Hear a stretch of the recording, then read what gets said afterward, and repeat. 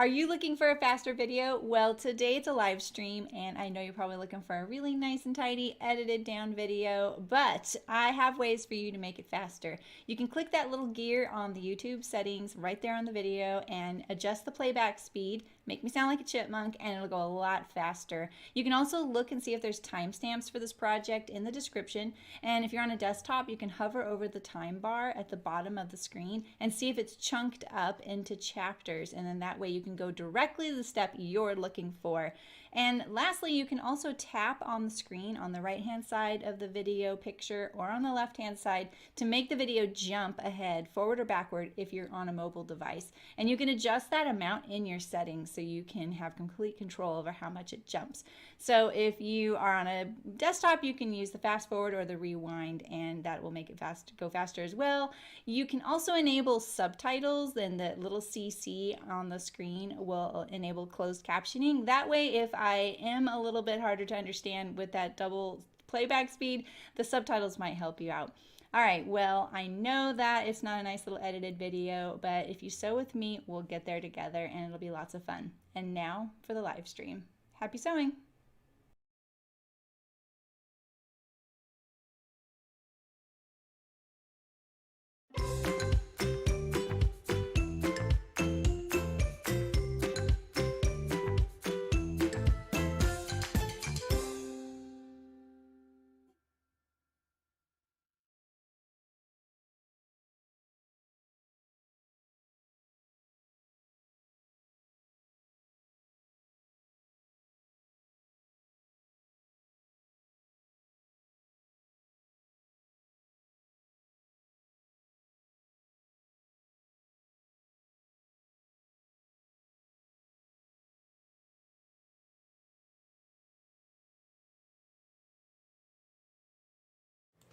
Hi, look at all of you.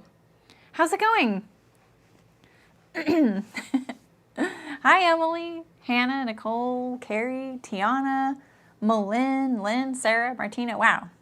Hi. How's it going? How are you? Happy Thursday.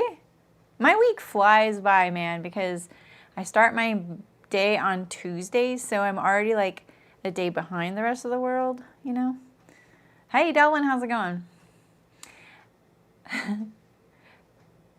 Yeah, you guys are already. I love it.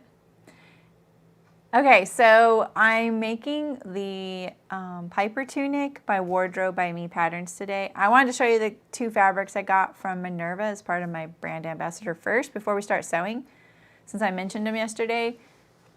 So I got this one. What do you think of this? I'm going to make the Lennox shirt dress out of this by Cashmerette. It's a little washed out on the overhead camera, but see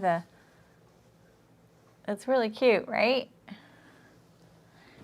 And then I got this plaid. I was a little bit like, I don't know, this is a pretty bold plaid, but I'm gonna make a Fairfield button-up for my husband. I feel like one side felt a little more subdued, but I'm not seeing it. This side's fuzzier. I like it though. It screams cozy, doesn't it? And he's all, those are definitely your colors. When I met him, I had the biggest thing for lime green and orange and like green and orange together, and not in a 70s way, but sometimes people interpreted it that way. And my wedding was brown, like green and orange. It sounds terrible when I say it, but I promise it looked really good. So, so these were. It's really hard for me to find fabrics in the Minerva program. Like, not because there aren't a lot of amazing to choose from. There's like they give like a couple thousand to choose from. It's crazy number of fabrics, but a lot of them will fight with the camera. And a lot of them are polyesters, which I don't wear a whole lot of polyesters, but they're so easy care. Like the ones I do, I'm like, oh, this is so nice, you know? Right, you like the symmetric even plaid, Lynn? That's funny. I love that you point that out. Yeah, so I thought this would be, I think I'll probably sew this on camera because it is plaid, and I know lots of you have been like, why don't you ever do something on matching plaid? So And I feel like I have, but it's just usually like buried in the middle of a video. So we'll do that together. And then the Linux shirt dress just came out in 12 to 32. I already owned it. I thought I already had it in that size. So if I didn't, I do now. I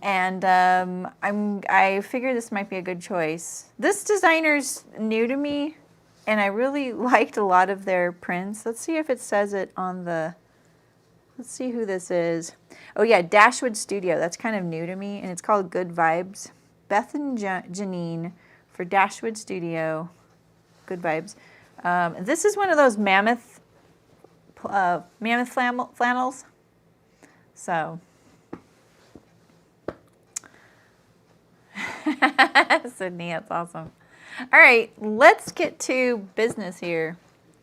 That's why we're here, right? Where am I putting this? I don't really have space to just toss stuff around on her. All right, let me make sure I can see all of you guys. Yeah. Do you guys see that thin black line that's along this edge of the screen? I cannot get rid of that thing. I'm gonna move my background over. I wanna see if it gets rid of it. It's just an experiment, okay? Because it bugs me so much, and it has for months. Okay, I'm gonna see. Does it? No, see, it doesn't get rid of it. Bugger. It's just a YouTube thing. All right, anyway. Oh, okay, Mafia. Okay, so isn't that they went down, they went up. That's even awesome. Okay, that's even more awesome. Okay. You don't see the black line? You see the black line. Come on. Okay, sorry. No line. You guys don't see that like thin black line on the right-hand side of the screen? So you're saying it's me? How weird. That's so weird. Okay. All right, so, okay, let's do this. So we're making the, hi Beverly. We're making the Piper tunic here by Wardrobe by Me Patterns. I put a link in the description for my affiliate link, but you don't have to use it, no big deal. And I'm gonna be making view B. It's all in my head. You see it, Sydney? Thank you. Oh, you have dark mode on. I have light mode on. Don't call me crazy for it either. I hate that debate. Yeah, it must. How weird. I will stop trying to get rid of it. I literally keep moving everything to the right. Hi, Margie. How's it going? Okay, that is so weird that Sydney can see it. See, the West Coast folks can see everything. I'll start that debate. Okay, so let me start over. All right, Piper Boho tunic. There's a lot of views with this. So there's this one here. It has a little bit of gathering right here and the cuffed sleeve. And this one here looks like it has a facing on the inside of the neck.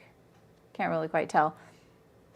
Yeah, inside facing, longer tunic length. And then this view B is the one I'm making here, and it's got a curved hem, a bishop elasticized sleeve, and then it has neckties and gathers at the shoulders, and this front neck slit right here. And then view C is even longer tunic length with the full slits on the side, the sleeve tab cuff thing, and then this facing detail around the neck. And then there's a sleeveless version, basically of view B. So there's a sleeveless version. We're gonna be doing view B. All right, so the first step we're gonna do is the shoulders and the gathers. Honestly, I'd rather do the center front neck because it's nicer when you have less to deal with. Are these my two? Oh yeah, these are. Oh yeah, these are. All right, so which one's my front? Which one's my back? This is my front, I can tell. Look at that little flaw in my fabric, right front and center. Let's see if we can get rid of that a little bit. We'll just give it a little trim. I know some of you are like, ah! when I do that, but it'll be fine. I'm gonna look for my neck facing too.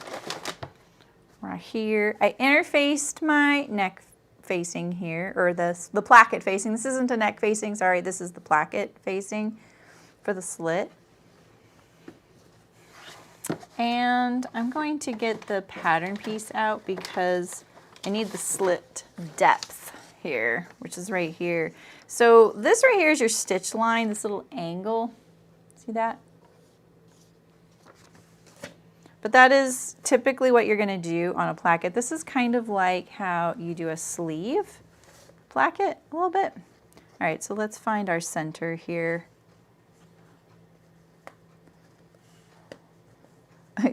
I cut that so symmetrically, didn't I?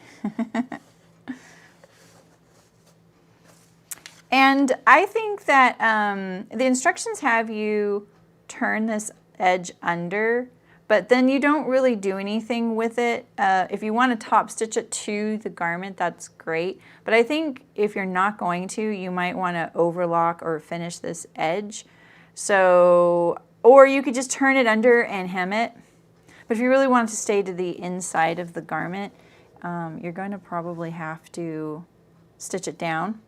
But it will. The slit's deep enough that and we're going to top stitch it, it's going to stay to the inside, all right? And every time you iron it, it's going to be fine. Especially because the stitch is, the slit is so deep. It's going all the way to here. So let's mark the slit as well.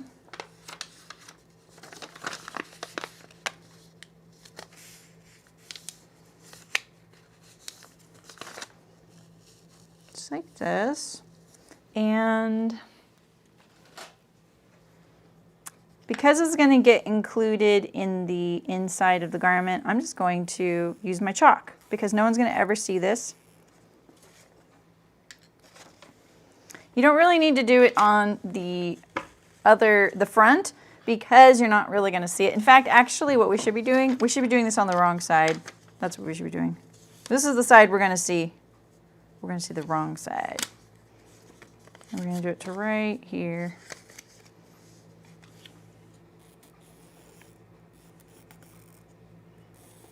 All right. And then let's measure how much this is right here. This is 3/8 right here, which stays in line with the 3/8 inch seam allowance.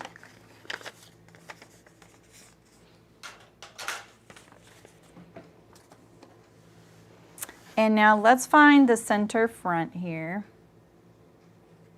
Look at all that chalk dust. Let's get rid of that.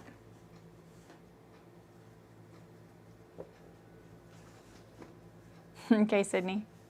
Hey, Sue, how's it going? The birds were like, you're not listening, you're not paying attention to us. So we're not gonna let you pay attention to that. All right, so we're gonna find our center here. Definitely have kind of a crease going there. Can you see that? That's really fighting me, honestly. I'm going to pin this so I can keep it. Whew, that linen was really fighting me there. I really want this to be, make sure I'm getting this on grain too. Okay.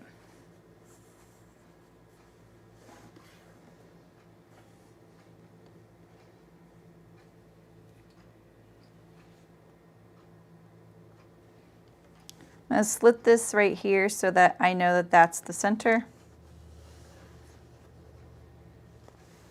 There's lots of ways to make sure you're going to stay on track. You could even draw the line on there if you really wanted, but we are going to be sewing this from the right side. So we're not going to be able to see any of our visuals. Hi, Amy, how's it going? You do? Thank you. That's so funny. I've always wanted to ask you guys that. All right, and so see, I can see this end of this yellow line here. You can't really see that. I'm going to zoom it in for you a little better.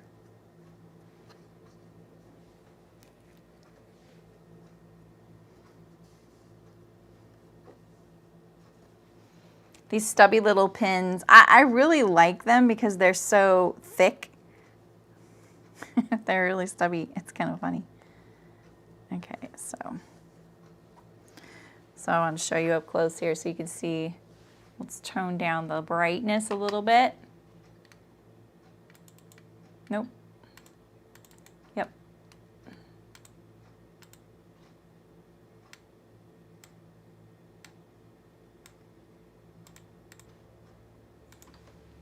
All right, so you see my yellow line here. And then I'm lining up the end of it to the pin right there. And then I'm just going to pin around it. We're going to get rid of this pin in here though. We don't want that in there. All right. All right, so we're going to sew this, and we're going to sew a V. So we're going to go from 3/8 of an inch on either side of this slit, and we're going to go to the end of the slit and then back up. So essentially we're doing, I will draw it so you can see. We're basically going like this, just like it is on the pattern piece. Like this. Right? So we're drawing, or we're sewing this V. Now, the reason you're going at an angle like this is because you need 0 bulk down here at this pivot point. And that's why I think like when you're doing a sleeve placket or something, it can be a little bit confusing, because you just think, well, wait, I don't have any seam allowance there. It told me I needed seam allowance. But that's okay, because you're trying to make it so that you can pivot. And a sleeve placket is kind of the same thing, except that it's a little piece of binding, you know? All right, so we're going to sew this. Feel free to draw it on there if you like. I think that that's really helpful. We can pull down the camera a little bit, just like that. The yellow line is where we're going to slit. We're actually going to physically cut that. And then if you feel like your stitch length might be a little bit too long, you kind of want a shorter stitch length, nice tight stitches on something like this, because it's going to make this slit a lot more stable. That's the best word I can think of.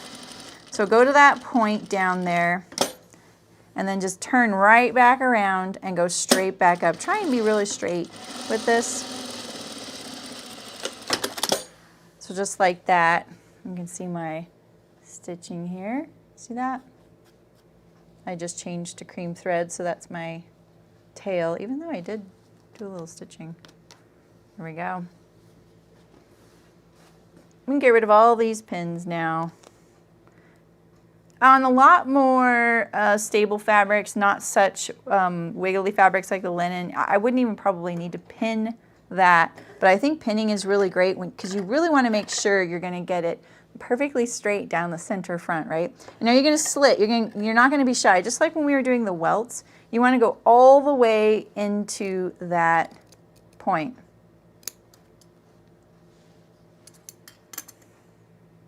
I'm going to use my seam ripper a little bit too. Sometimes I find that this will give me a nice, I can get right in there, and then I just seam rip up like that.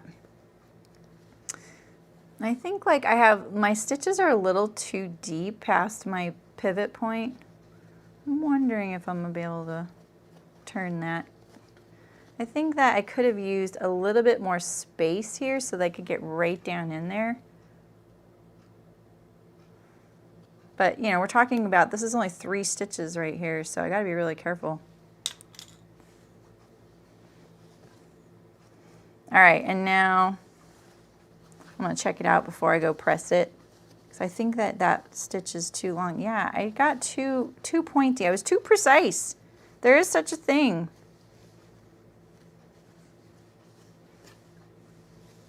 So you can see my stitch right here. Can you see that? It's 1 stitch down here. I need this slit to go there, so we'll just slit it.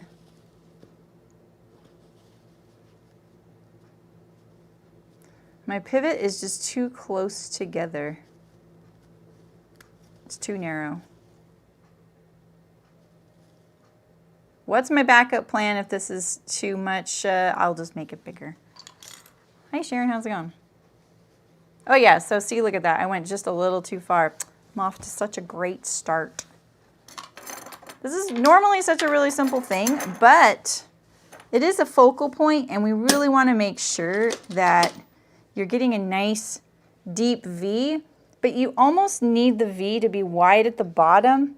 Not this wide, but wide so that you can clip right up to it, right? You don't want your V to kind of collapse like that. You kind of need it to be open there so you can clip right to it. So let's see if I can kind of round it out a little bit and give myself more space.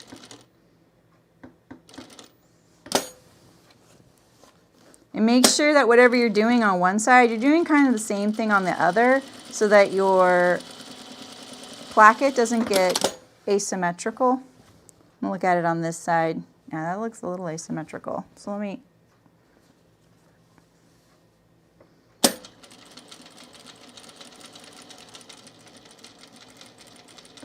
All right.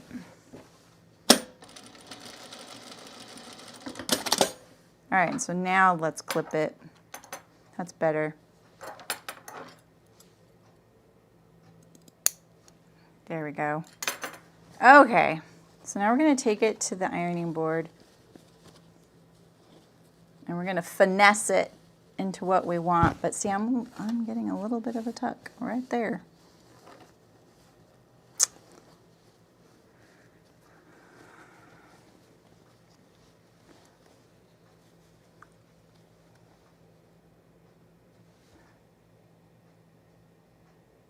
Taken? What do you mean taken? Barbara. Have you ever taken 2-ish tiny stitches at the end of a V? I'm not sure what you mean by that. I like Sharon's pun though, the good point.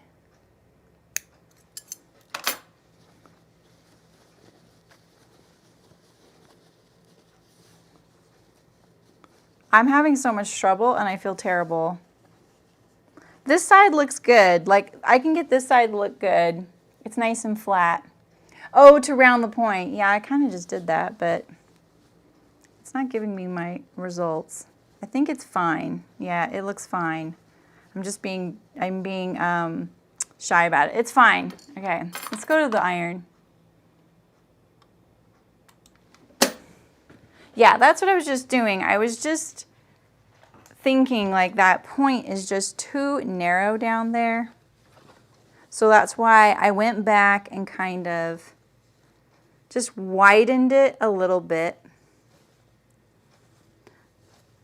You don't really need to do that on a sleeve placket because the sleeve placket's going to do this. It's going to be straight. It's not going to be straight when it's done, but you sew it that way. And it really helps it kind of go into the position that you would like. Let's iron this from this side.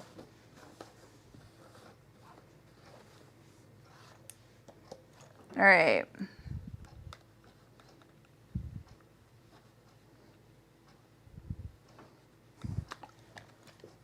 I'm going to press that seam allowance towards the body before I press it flat like this. Now we're going to press it flat. You want to get right on that seam edge. Pull it nice.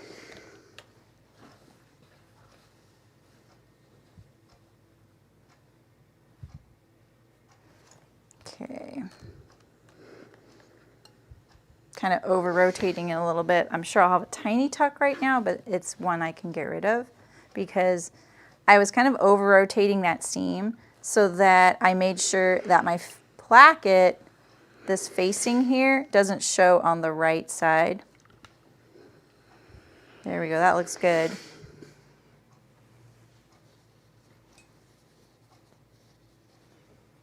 Very nice. All right, so let's iron under this edge here.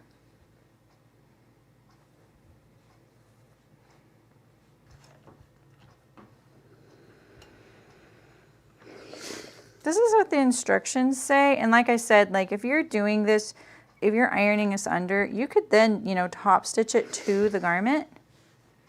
On this view, it doesn't have it that way. You could also overlock this And if you do, you might find it a little better to just round all this out, or at least round it and go off like this. You know, just kind of go zoop, rather than having a tail and a tail.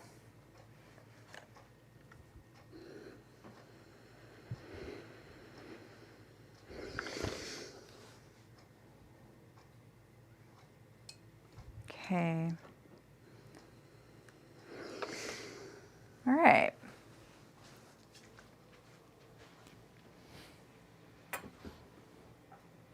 Oh, stitch two tiny stitches across. Where's my, oh, there it is. Why is that so far down there?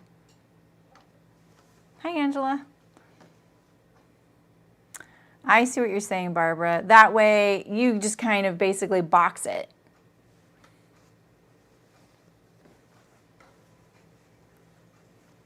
That would be a good, it would be an interesting solution.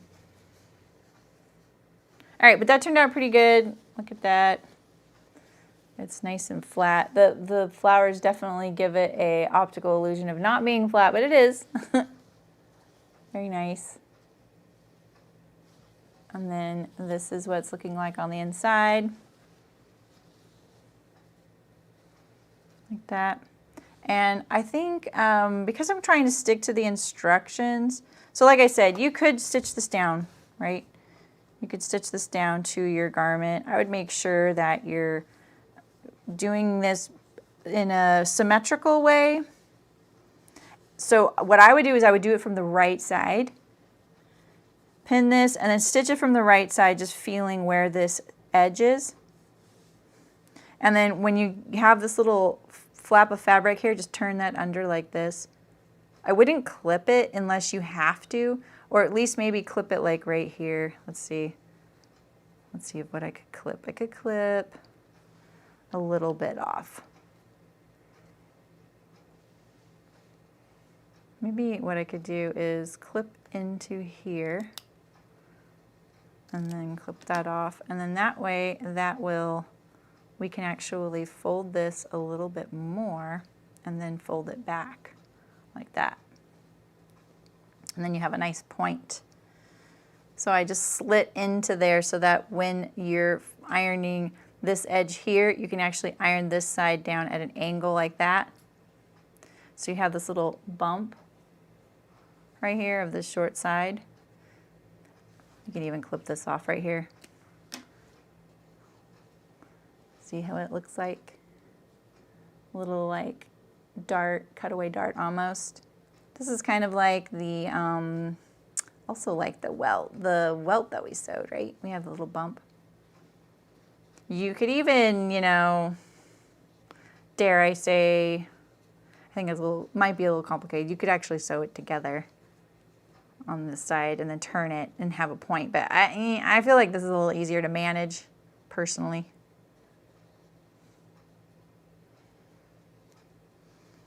Okay, there we go.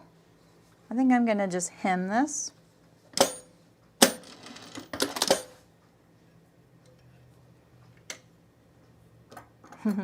Hi, Vestigia. Hi, Hilly Bee.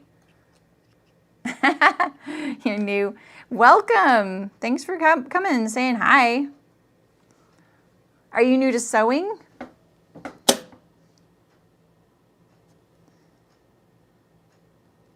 Oof, well, you just watched me do my least favorite thing, which is threading the needle live on camera. I'm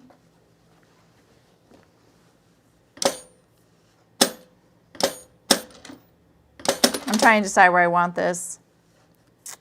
I sometimes used to not overlock my facings, opting to hem them like this. And you'll see in some of my earlier videos that I did this a lot, especially when I was saying, hey, you know, you don't really have to have a serger, because you don't. We're not going to use a serger at all today.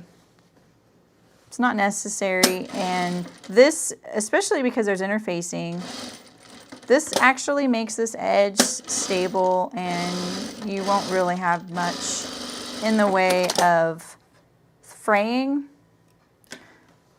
And it does look nice and clean on the inside. You see that? kind of an underrated thing. There we go. Okay, so now we're going to do our shoulders. I did this first so you have less to manage. You know, you just have your front. I feel like this is still a little bit over bright. Let's tone it down a little bit or darken it a little bit. That looks a little better, huh? This fabric looks so much better on this camera, doesn't it, than the other one? Well, welcome, Hillybee. What do you like to sew? Oh, I don't like this new thing on the taskbar with the weather and all that. All right, so we're gonna put some gathering stitches between the notches, maybe just a little bit past. On this view, there's a little bit of gathering here. So I'm gonna lengthen my stitch back to its regular length. I'm not really gonna do a really long basting stitch because we're just doing this really short section. And if I kind of keep it a little bit regular length, it will make the gathers tighter and I only have to do one row. Usually I like doing 2 rows. I'm gonna go just past my notches. Since I need them to gather between the notches, you want your gathering stitch to kind of extend past. Because we all know, like, when you're doing these gathering stitches, the last little ½ inch never gathers up. It's always like flat, right? Nice, mostly garments, nice. That's awesome. Yeah, it is nice and crisp, right? Yeah, there's a lot of the garments that I made before streaming where the facing, even the curved round ones, are just hemmed. Even though I had a serger, sometimes I just like the act of sitting at my industrial machine and just sewing all the way through without getting up, you know, I just like, and it feels a little bit old school. I like that feeling. I don't need no newfangled serger business. Okay, so I'm not sure how much I need to gather this up. I need to compare it to the back shoulders. And we're doing French seams, so that kind of adds a layer to these. So we're gonna put these wrong sides together. There's only 3/8 inch seam allowance. Not ideal for French seams. I should have thought of that. Oh yeah, so we can actually put a lot more gathers in this. This is great. This linen's pretty crisp for gathers. I think this blouse would be really, really nice in a less crisp linen or a, like those viscous linen noils. Ooh, that would be really nice. All right, so we're gonna do a very, very tiny, tiny little seam here.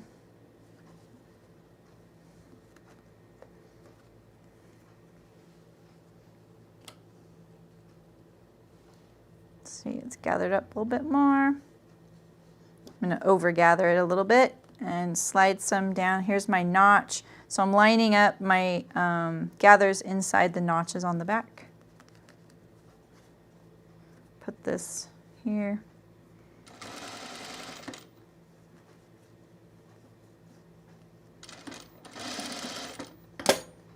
Get your gathers.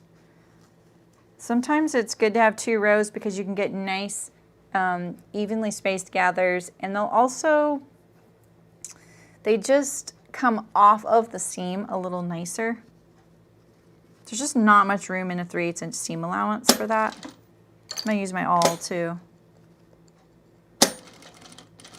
We're just sewing right through those gathers at the end there. I sewed through my thread there, but I'm gonna leave it loose. So I have my gathering threads still loose so that I can pull them out later. Oh, cool, Carrie. I'm really glad you're really persevering with those. Like you've really put some time into those. They're gonna be amazing. And you're gonna really love having that pattern, you know, for like other Winslows to make. So good for you for keeping at it. Okay. Oh, don't pull too much because then they start sliding off the back.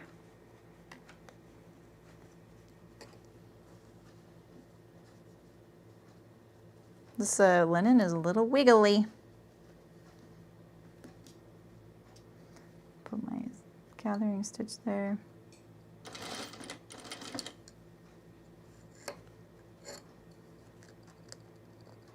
Evenly distributing my gathers with my awl.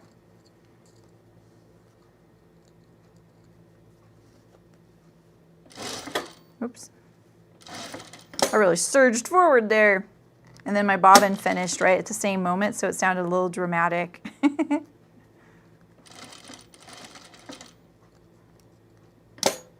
Make sure none of your gathers are folding over, because it'll look like a pleat sometimes. Now, because we get to see the right side, it kind of is nice, because you know, okay, I felt it fold under there, but it's not going to create, if it does create a pleat, I can't see it. It's going to be on the inside of the garment. That's okay, right? Okay, so now we're going to press this, and then we're going to sew our last seam. Some linen ones. Ooh. So, where is it? So, on the Winslow's, what is the hem really full?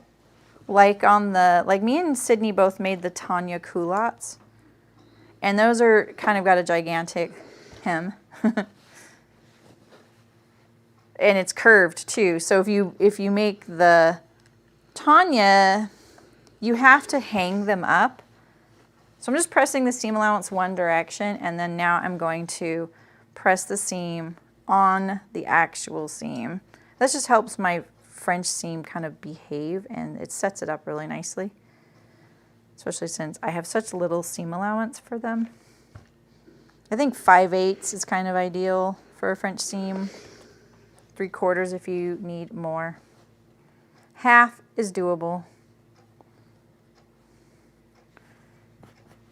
If I lose a little bit to the overall length or circumference to my garment to this French seam, it won't be too much. All right.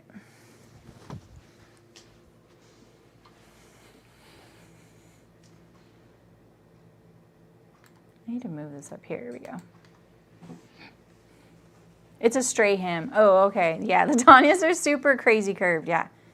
All right. So I have this little thread of my gathering stitch that I'm still trying to kind of not sew through, because I want to be able to remove my gathering stitch, because I'm kind of a weirdo that way.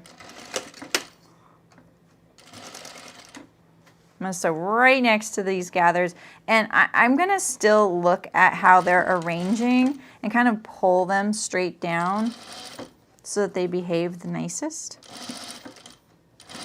and they lay nice. And then we're going to pull out that gathering stitch just like that. Oh, so satisfying. Oh my gosh. Okay. Same thing over here.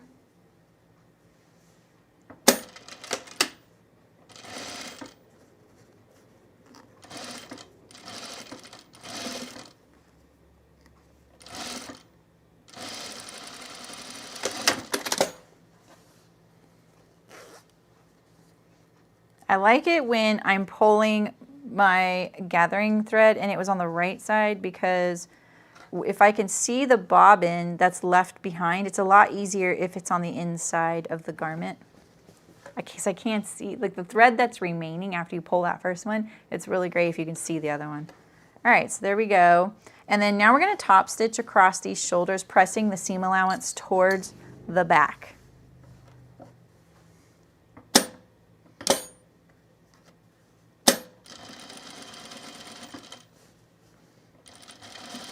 I'm kind of pulling it apart firmly.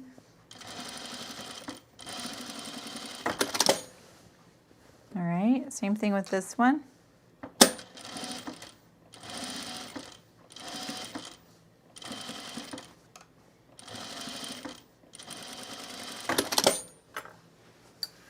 All right, so there we go. There's our front is coming along here. Very nice. Let's see, let me look at make sure the directions. I think I can do the neckband now. Pretty sure. Shoulders, placket, neckband, sleeves. These are going together kind of quick. All right, so I had to piece my necktie fabric here together. So we're gonna sew that together now and get a nice long one. So I'm gonna leave these longest pieces I can find. I feel like they're all about the same. But let's just look at it. So I needed 46 inches. 12, 18, 30,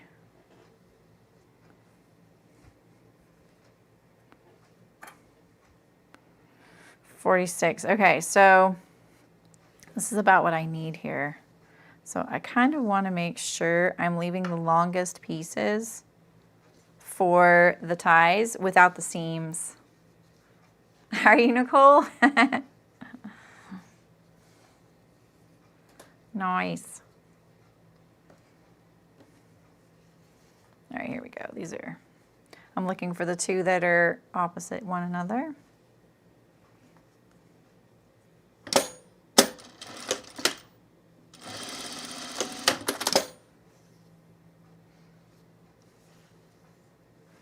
We'll cut this one to match.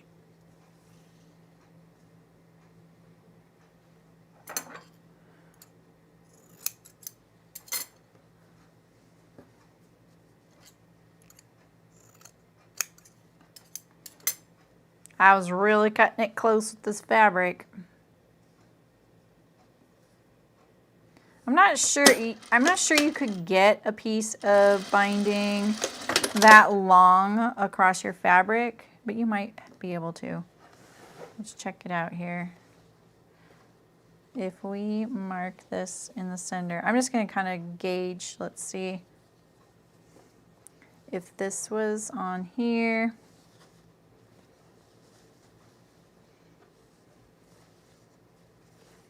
is that a long enough tie? I think so.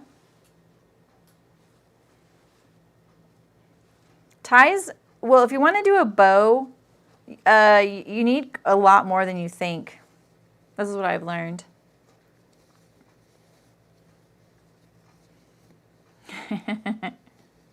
I think you can too, Sydney. We'll just make this really long, and then that way we can always shorten it, right? I was just trying to avoid some seams on my ties, but we'll just make it really nice and flat, and it'll all be fine. All right, so we're going to trim these junctures of our binding or our tie. I'm going to make these very low profile. I'm just trimming the seam allowance and nipping these little corners that hang off like that. All right, so let's iron these up.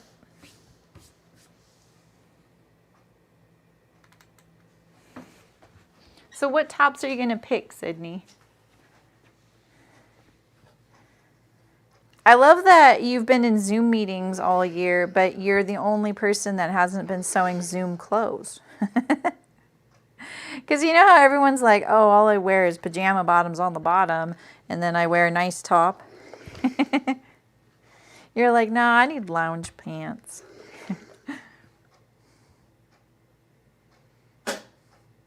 I don't usually press my seams open with binding, but I'm going to, I feel like that'll give me a less bulky seam there.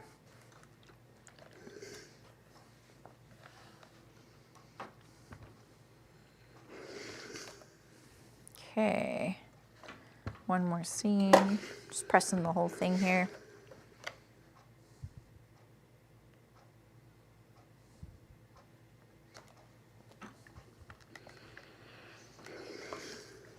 All right, this is kind of my favorite part.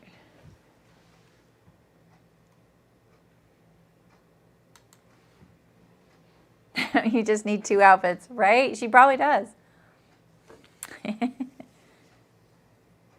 Yeah, Nicole. Did you see my video on it and what I did to it? That thing is really oversized. Right, Barbara? Yeah, I know what you mean. All right, I'm gonna just cut these straight off here. This one looks a little wider, doesn't it? That side. Okay, so we're gonna find the center of our tie here. Let's just make it 46 inches too. 12 or 24. That's 48. We need to measure from the center back. What am I thinking? My gosh. How much can I fuss with this?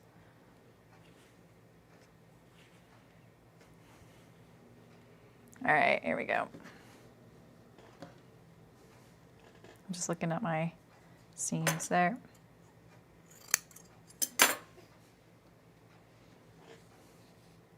All right, so I'm gonna do this a little differently than the instructions because I'm gonna start from the inside. I'm also going to stitch down my facing here along the neckline to make it nice and flush. Because we're gonna treat this now as one with our neckline.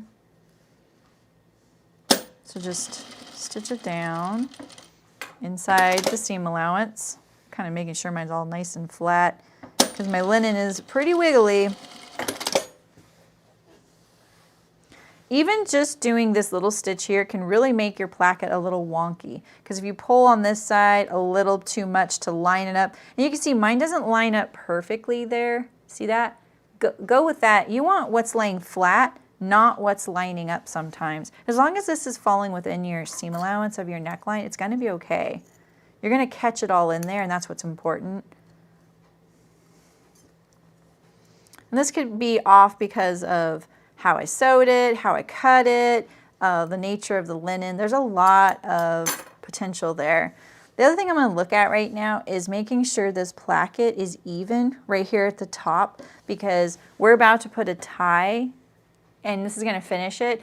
And it's kind of like how when you have a button placket that's overlapping, you don't want your placket to be one side higher than the other right here at the center front. This is the same idea. It's not going to be as catastrophic though, because if you don't tie it, it's just going to hang open like this, right? It's not going to be a big deal. No one's even going to be able to tell. And if it's tied, no one's going to be able to tell because it's tied. So it's just a nice little touch to think about and something so that doesn't bug you when you're, you know, looking at it, hanging on the hanger or whatever, or the fact that you'll know.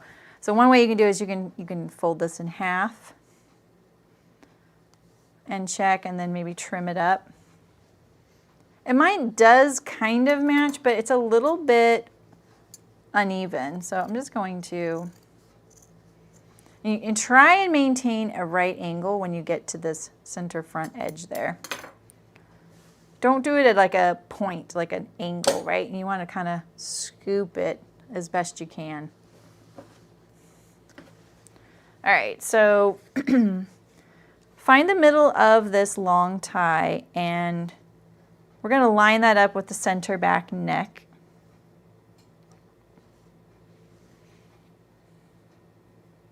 It is that. Yeah, that's such a good point, Barbara, because even if it's not that critical, it's still such a good practice to think about, and it's something that I'm always forgetting to do, especially with waistbands. I say this every time I do a waistband, right? I'm always like, oh, this is one of my little weak areas. I will, you know, forget to do it. And then I'll have this beautiful waistband, but they're 1/4 of an inch off from each other. And then I have to pull it apart, resew it, and it doesn't turn out as beautiful the second time. All right, so we're going to put this right side to wrong side at the center back neck there. If you have a label and you want to put it at the center back neck, you got to do that now. This is another thing I always forget to do. So let's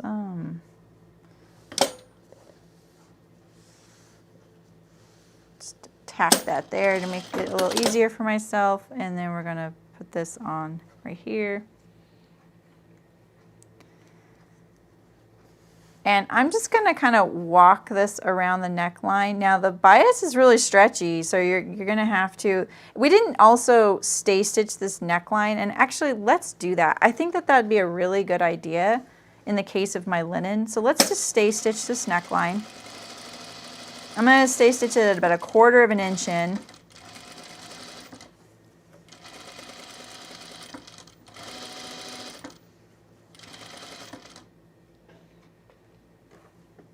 Get rid of this thread here of my label.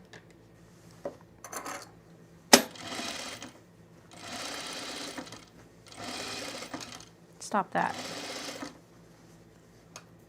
Remember, your shoulder seams were top stitched towards the back. If you didn't top stitch them, push them towards the back.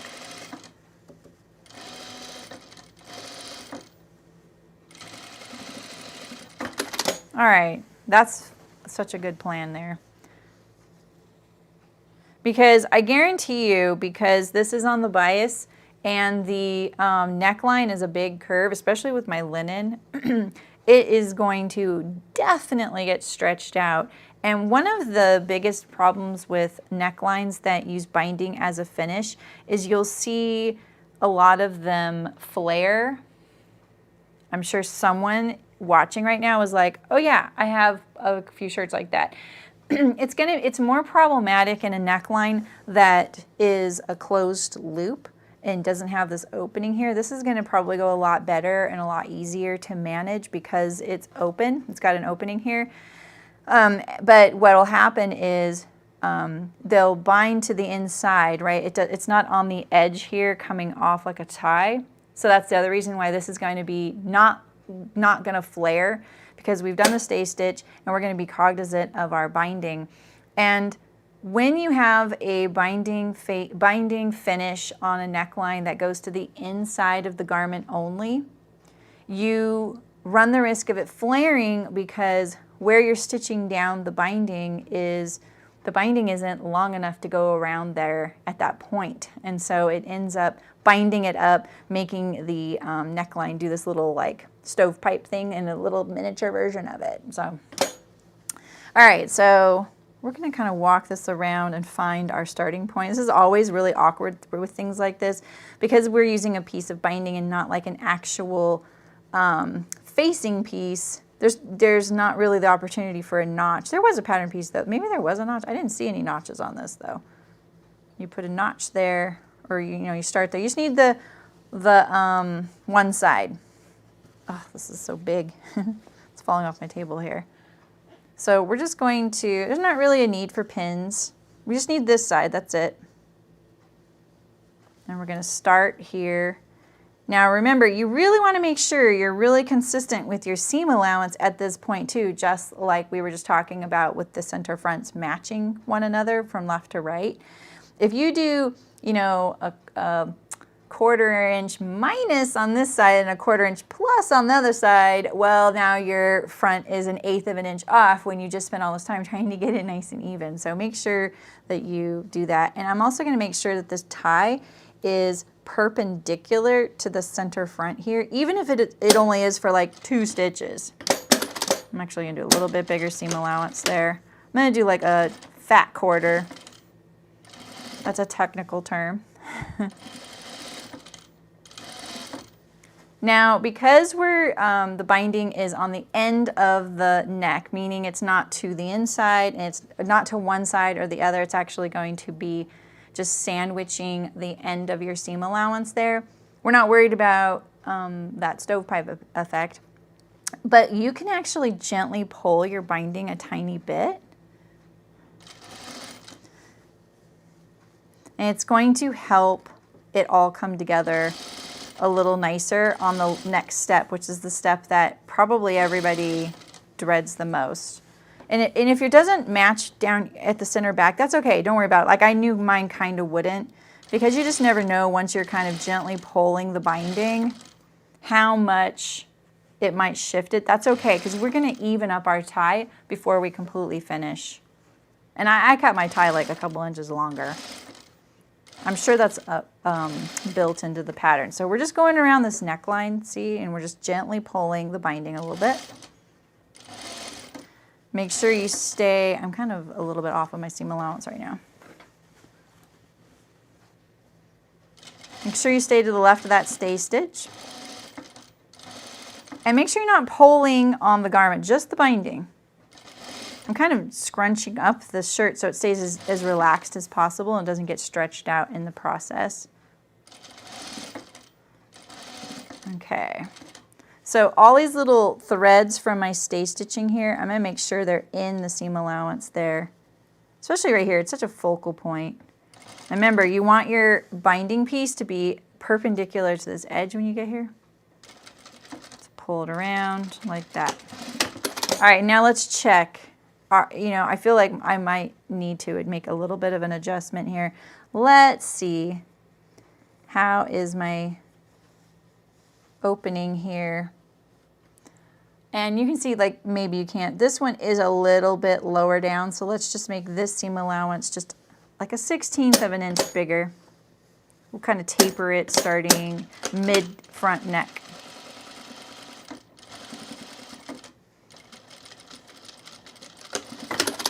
All right, so now I'm gonna pull this.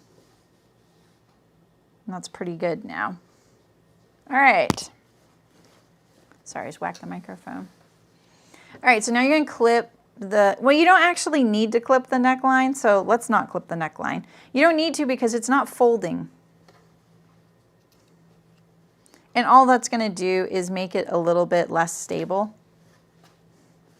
If this were folding, like I said, folding like to the right side of the garment and you were folding the seam allowance back on itself, then yeah, you would need to clip that because it would need to be able to spread apart so that it can lay flat. So we don't get the stovepipe effect, right? But we're not. It's just gonna hang out on the end. Like the shirt really like has no clue it's changing shape there because it's not. It's just like laying flat. Just the binding, you can see the binding kind of flaring up, and that's because we gently pulled it, and that's a good thing. All right, so now, first thing we're gonna do is we're going to mark a couple of, let's do this way, a couple of things across. Now, I feel like the binding is narrow enough that you don't really have to do this, but it might be really helpful. So when you are going to sew this end down, which we're about to do, you want to make sure that it's lining up directly across from the opposite side of the binding. So what we can do is we can kind of fold it in half and go, okay, you know, like that, is that my center? Wait, here's my center right here. Like, I'm gonna straighten it out a little bit. Remember, the binding can be a little stretchy. There we go. Now I know, like, that little, you know, nick right there is the center of my center back, and it needs to line up to the center there. And you can do the same with the shoulder here. All right, there's my shoulder seam. Let's just give myself a little guide right there. This is just kind of something that helps you along the way. Here's my other seam. Right there. And hopefully when we're at this point, it's pretty obvious where that end is, but if you want, feel free. You know, you can fold it in half for a little bit. Do it for a little bit so you get a nice, accurate, parallel length. And then, you know, that's where those two need to meet each other. We don't want any torquing in our tie, right?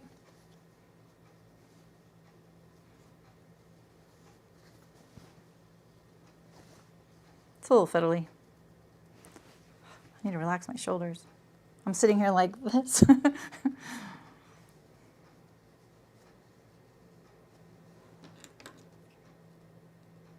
This will make it so that I don't really have to have pins. All right, so we want this. All right, so I'm pretty sure this little rule is going to apply. You need to lift this up and sew in here. Well, I think it would actually work, but I think you're going to find this a little bit easier. I'm going to do the neckline. Oof. You know what I'm going to do? I'm going to start at the center back. No, I'm not. let me think about this for a second. I'm trying to decide how I would like to do the tie, because we still need to form this tie. Now you could do something crafty and go, oh, I'm going to do this right sides together, right? And then pull it through. I can show you on one side how to do that, and then the other side we can do the folding. So we'll do this side. So if you wanted to take your ties and fold them right sides together and turn them right side out. So fold it along that long side and do your best to line up that little nip that we just made. I haven't done this in a while, so you might not be able to get all the way up to the edge, so just do your best. Just make sure you're going to stay consistent with your seam allowance.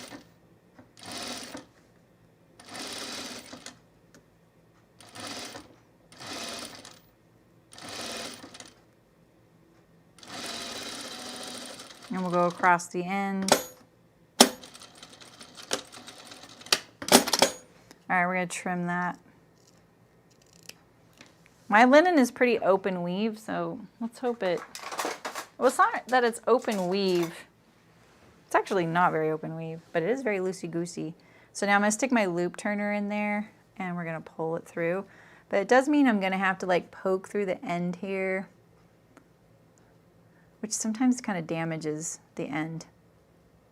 It's not ideal. Maybe I'll try not to. I have to hook something though. It's nicer when you can leave that unstitched right there, and then, hey Terry, then you can just pull all the way, push all the way through. And then you could turn it under and then stitch it, but that sometimes looks just as messy, to be honest. All right, so get this going a little bit.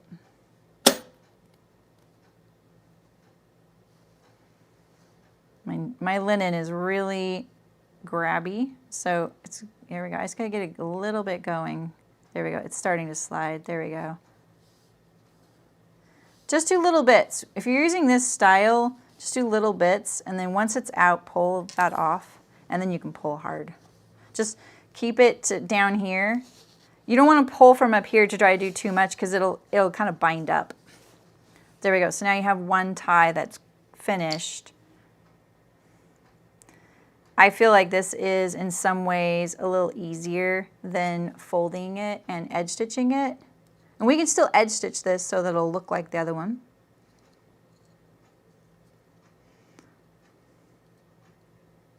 Just going to work on this little end here, make sure it looks pretty good. I pinch really hard with my fingers, so that's why sometimes I don't get any purchase, because I don't want to pull too much because I don't want to pull out some of the threads, you know? Ooh, like that almost happened right there. All right, so that looks pretty good.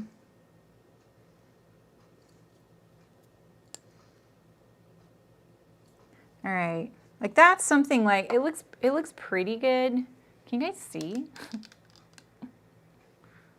Yeah, I was about to say that, Barbara. About to say the knot, and I forgot to say that. But yeah, you could leave it open, just like Barbara said. Pull it all the way through and then knot it. We've seen that a million times, right? And that's because in factories now, that's what they're going to do because it's easier.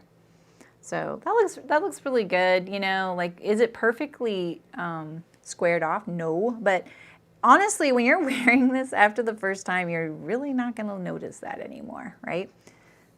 And it looks nice not stitched. I kind of like that. Like once this is ironed, that looks really nice and clean. You'd never see that in a store-bought. They would edge stitch it. Because it's a machine, a binding machine. Like literally I had that attachment.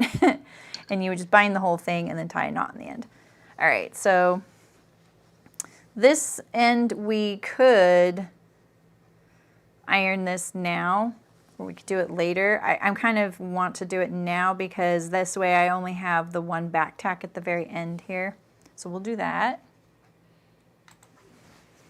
Yeah, right, Barbara? Exactly.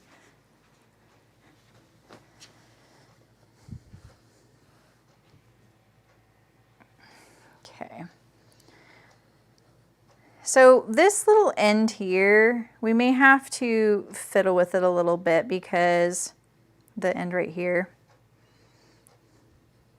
because I don't really like it when it doesn't look square, but I also don't really like it when this happens. See, this little edge is pulling in there. So what we could do is we can turn it in. See, I'm folding this corner down, but this gets into really fiddly territory as far as ironing and stuff like that. The linen in this case is really helpful because it's so crisp. It wants nothing more than to fold. You know, it's a plant material. So you're basically, you know, for a crude way to put it, you're folding paper. So it likes to be crisp like that. I just find that to be a little bit bulky. There's some kind of not elaborate, but there are some kind of specific ways you could actually combat this. They don't seem very worth it for something like this because there's other ways you can handle this by finessing it with your machine or something.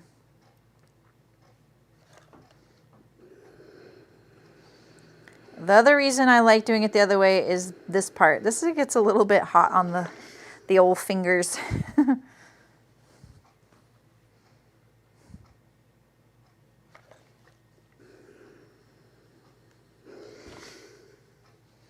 We also need to make sure that the lengths of our ties match, and I didn't do that quite yet, so let's do that in a second before I iron too much.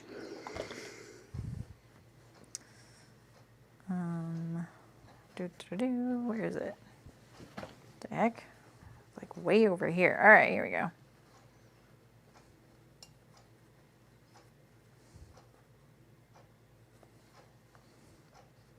Oh yeah, so let's shorten this one here.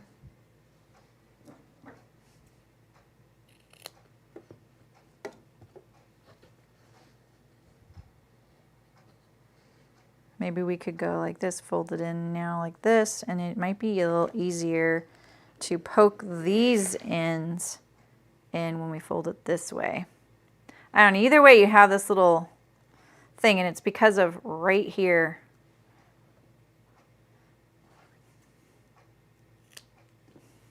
That little fold line there. So now when we fold it like this, it has a place to go, theoretically. Does it a little less bad. What's the word I'm looking for? I think this is all I really need to do for the ironing, but we'll fold it again. I think a lot of folks would probably feel more comfortable doing that. But I'm not going to iron my neckline. You are welcome to do so. I'm just going to show you how you don't really have to, and my little binding tricks. I've sewn a lot of binding, especially if you're new here and you don't know that. It's definitely one of my specialties. Not as a quilter, but as a garment maker and bag maker. All right, so we're going to leave this all unfolded, but if you, unironed and unfolded. But if you want, you can sit here and, you know, pin it all and get it ready to go. But the reason we started from the inside of the garment is so we don't have to. Yeah, right, Amy? Yeah, Barbara, there is definitely ways to do it. I'm not really thinking about all those ways right now, and I should be, but yeah, you're right. Okay, so we're going to start at the, let's see. Yeah, we'll start at this end. So let's flatten out our garment here, and I'm going to lift this side up and sew from right here. So if you don't do that and you start here, it's going to be okay because it's not a connected circle, but I'm used to it, so I'm going to lift this side up. And we're going to start at this end, and see my little tails there. We can even trim those just a tiny bit. And then I'm going to poke these in when I go to sew.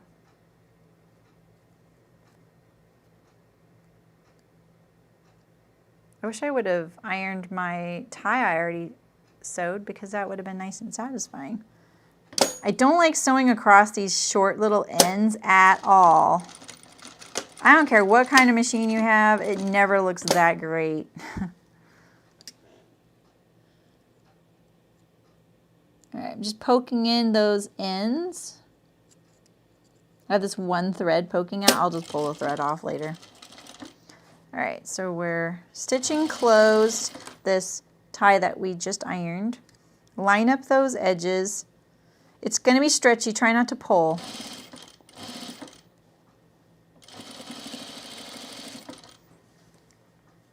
Oh, I started on the wrong side. I always do that with stuff like this. You'll see why in a second. See, I'm on this side. I should be on this side. Sorry, make sure you flip. I'm going to back stitch right here and then flip. I shouldn't even have back stitched. There we go.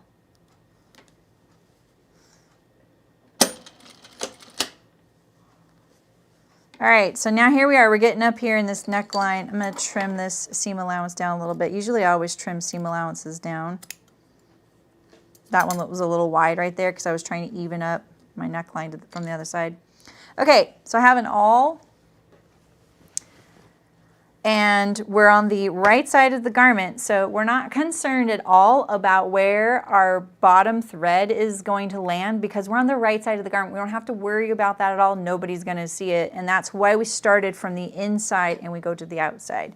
So take your little binding here, and I like using an awl. If you have like a T-pin or the seam ripper, I use the seam ripper for a long time. It's just not ideal because there is a blade in there, so be careful. But I like to just pick up that little end and kind of, you know, keep it on top of itself, like the little folds. Now when you get to your blouse here, make sure you enclose all of this thready mess. We can get rid of a little bit if we want.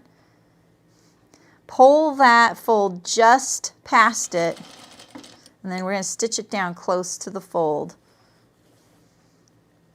And make sure that the binding on this side here, like pull that pretty firm, you know, like make sure it's nice and smooth. I'm taking my fingers and going like this to this edge here. Could iron that first, but like I said, I'm kind of a sewer that is geared towards production sewing and not being able to use an iron sometimes. So you're going to see some techniques like that here. I know that you can do something nicer sometimes with home sewing, but I know also people like to be fast. Hey, hi April, how's it going? Yeah, exactly. That's so true, April. Yeah, and someone said beads too. Yeah, so just keep doing that. You're gonna fold this and you're gonna go just past this first stitch line. Let's pull you guys way down here, right? So here we go. Sorry if I'm making it, why? This won't just stay at an angle.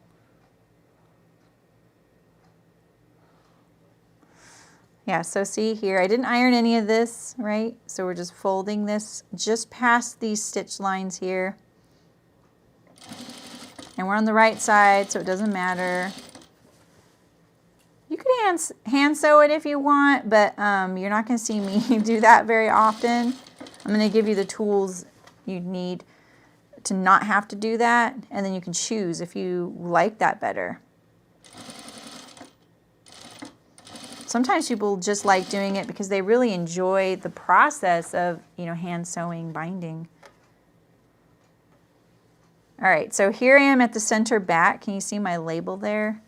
Here's my label, and there's my little notch. I'm not having any problems with torquing.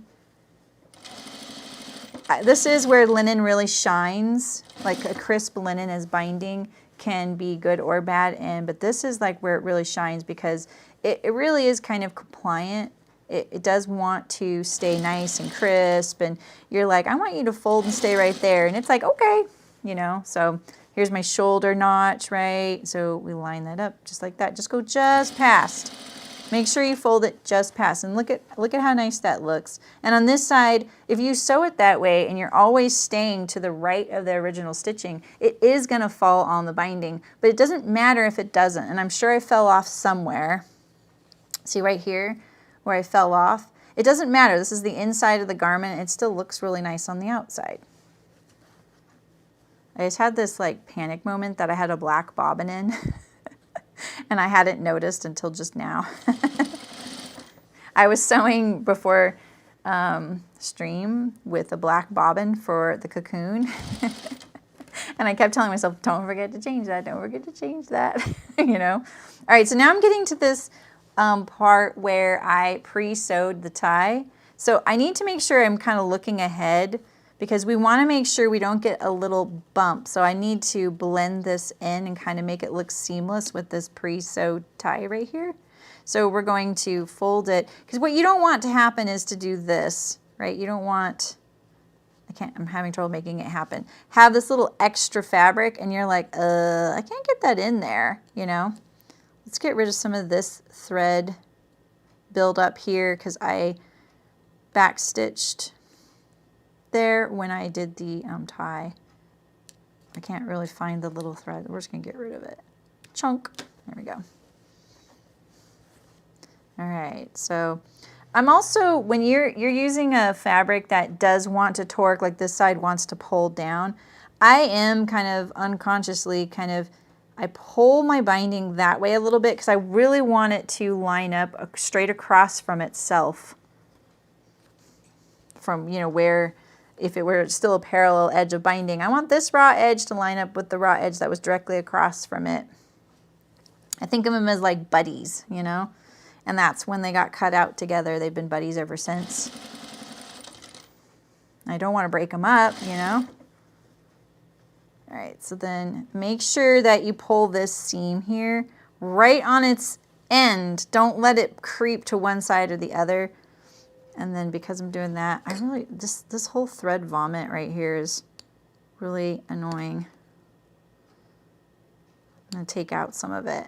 Even if I lose my back stitch, that's okay because I'm about to stitch it anyway. Let's get rid of that. That kind of stuff can be problematic when you're doing these little spots. All right, there we go. That's nicer. Pull this just like that. All right, and we've already sewn this. This is easy, but I should have ironed it. So I'm gonna roll this in my fingers and get this edge right on the edge.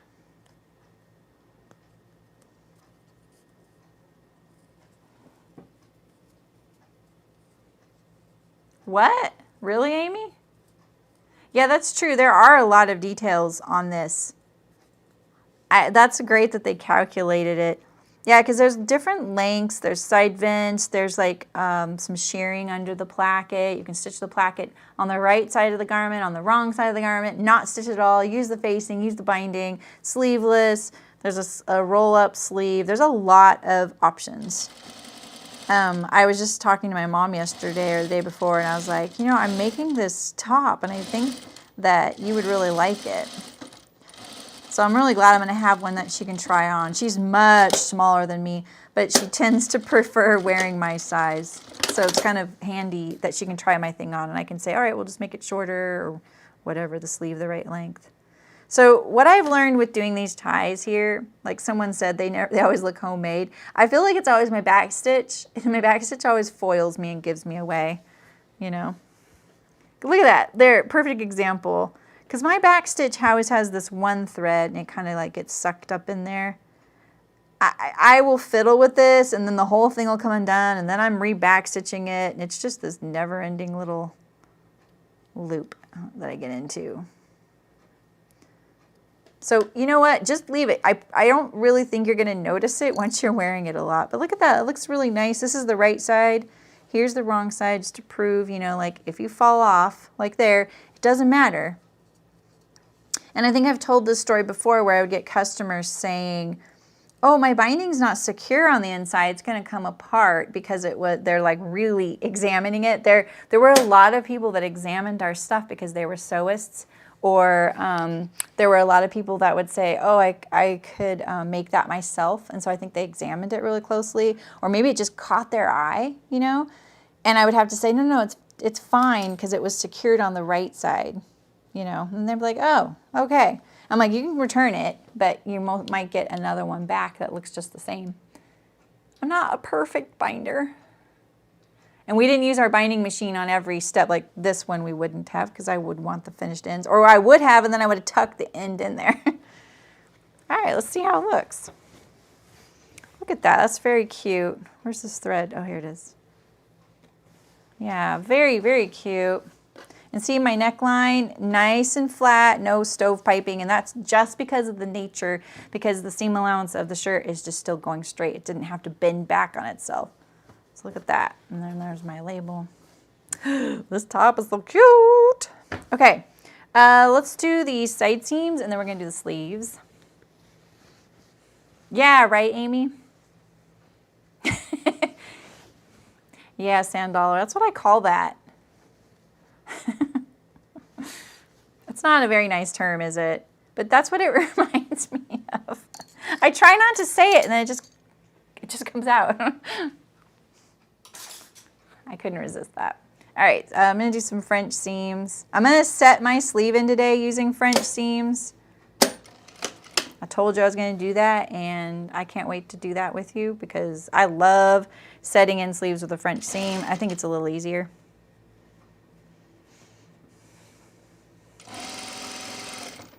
I'm having to use a very small seam allowance because I only have 3/8. Silly me, didn't even think about that when I was cutting it out. I was so focused on trying to get this top out of how much fabric I had.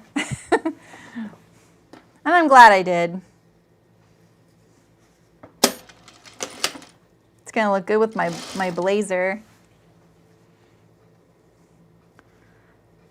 See this, don't you think like this pink is so warm that it's less, like maybe it doesn't show. Like this is kind of got a pink, warm pink cast to it.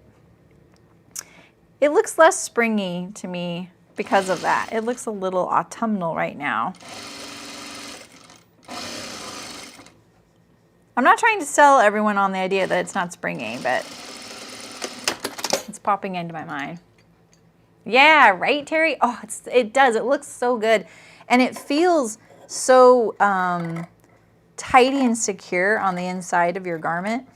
There's something about it that makes you feel like, oh, I can just yank this thing on or whatever, and you're not thinking about popping a stitch or whatever. I'm just going to trim up this edge a little bit because I obviously used a little more than 1/8 of an inch, and that edge was a little bit furry to begin with. These scissors, I would usually do a rotary knife with this step. I think it's better personally because you're straight up and down on the seam. You don't have to pick it up like I am, and my scissors want to fall off because my scissors really, they could use a sharpening. Doesn't that sound, that sound is so ASMR, isn't it? It's so satisfying. Oh, that's great, Nicole. I like hearing that. Thread vomit. Wait. Yeah, okay. All right, we're gonna iron this seam. I can't wait to put this on my dress form. Ooh, and now I might leave this in my studio for the rest of the, oh, who am I kidding? I won't do that. But I was gonna say for the rest of the blazer sew along, because then every time I put my blazer on my dress form, it would look so cute. Won't this look good with my glissando pants? I think it'll look really good. All right, so I just press the seam allowance any direction. Just press it to one side or the other. It doesn't matter which one, because now we're gonna press it right on that edge there.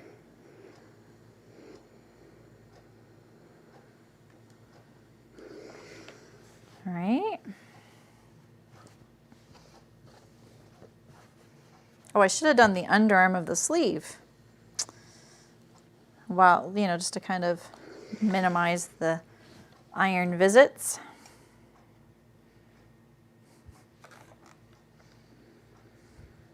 Always like pulling it, getting it right on the edge there. I used to be kind of sloppy about that, you know, and it wouldn't be right on the edge, and it definitely would affect things like lining up and stuff.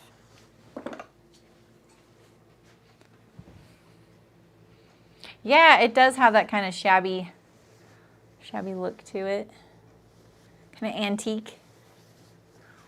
It looks like suitcase lining in a good way.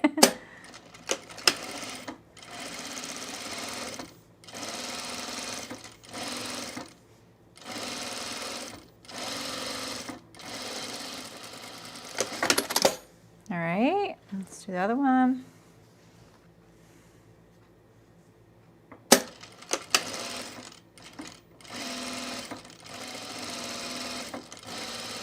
Oh, see, like right there, I didn't get right on there. When the seam allowance is this narrow, I should do a little bit better job ironing it, but it's still nice and flat. All right, so now we're gonna do our sleeves.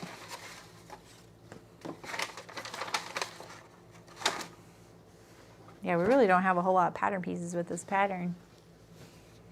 All right, so we're gonna do the underarm seam here.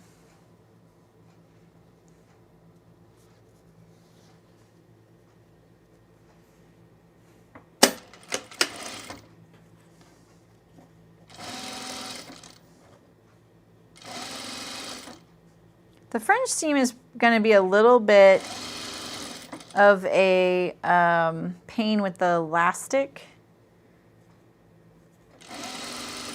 But maybe we can stitch it down or something. It'll be fine. Something to think about. Something to note.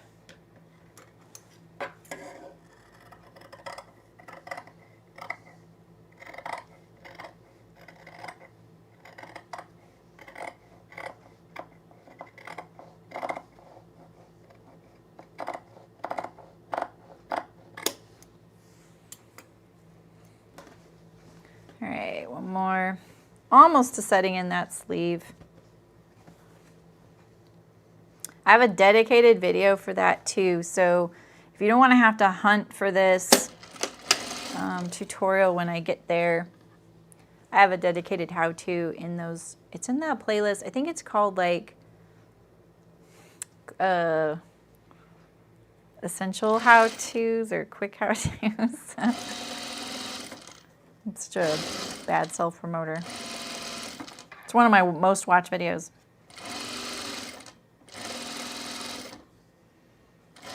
That and serging elastic to a waistband and putting a shirt collar and stand on. I think the serging to elastic to a waistband one really surprised me because I feel like that's kind of a niche thing. And I'm kind of surprised too because I don't think a lot of people know you can do that. So I wouldn't expect them to be searching for it. I just know that I really like doing it that way, and that's why I made the video, because I wanted people to be aware that if you have a serger and you're putting in an elastic waist, especially like there's so much kids clothes like that, right? It's so great. It's so fast. And the elastic never twists. What exactly would you use a stay stitch for? I saw it a few steps. I did it on the neckline here before I attached the binding, especially with this fabric, but mainly because with this neckline, because the, come on. Oh, it's not open. That's right. I just shut the side seams. Because of the curve of the neckline here, that is an opportunity for the neck to stretch because it's like, you know, here's your length grain and here's your cross grain, right? Well, when you get into the neck, that is a diagonal line. It's cutting along the bias. And so what happens is this, anything on a curve, like same with your armhole right here, that can stretch. So, you know, if I do this, I can stretch this. Whereas right here, it's not stretchy, but right here it is. So it's really bad with a neckline because it's an intentional scoop. And so there's a lot more, you know, opportunity for it to get stretched out. And what you don't want is, and I think you see this a lot in homemade shirts, is you'll see the neckline kind of acting weird on the person, like maybe it's rippling, maybe it just looks more stretched out compared to the rest of the garment. So if you stay stitch it first, and it's good to do it early on and not when you've handled the garment a lot, like I kind of waited a little long to do it. But when you do that and you kind of, keep the garment relaxed, don't pull on it while you're putting it in there, like keep it relaxed and just stitch inside the seam allowance. It stabilizes that edge, especially if you do it really close to the seam allowance where you're going to be stitching whatever you're attaching to it. So.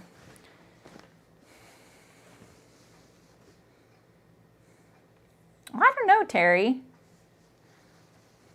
It goes wavy and weird. Exactly.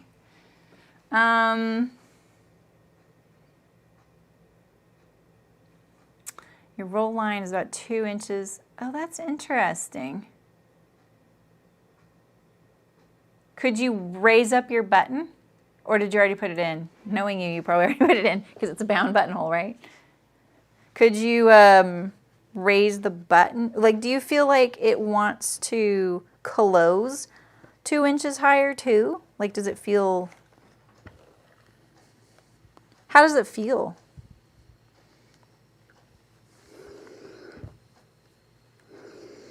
All right. I know you guys want that set and sleeve. You like the circus act of sewing, right? The fiery hoops. I actually have never sewn this one, so I don't know how much ease Wardrobe by Me likes to add to sleeves. Some companies don't put a whole lot of ease in their sleeves. Some people do. More the better, in my opinion, but I also know that those are the harder ones to sew. I'm down. Bring it on. So, and what I'm talking about is the ease right here. So usually your sleeve, especially between the notches right here, this area here is usually about 1 inch to 1.5 inches bigger than where it's sewing into. The more comfortable the sleeve is. But a lot of indie companies, and I'm not saying that about Wardrobe by Me because I don't know. And I don't think so because I've sewn a couple of other things and there was the ease in the utility jacket. But a lot of them will do it on the left side because they know people have trouble putting them in. So they do very little or none, and then it doesn't fit that great. But people finished it and they just think it's them. They just think it fits them weird. They don't realize that it could have fit better if it had more sleeve or more ease. I knew you already put it in. Do you stay stitching for your armholes, Malin? I think in some, yeah, you're right, that it could actually be really helpful. All right, let's do our last French seam.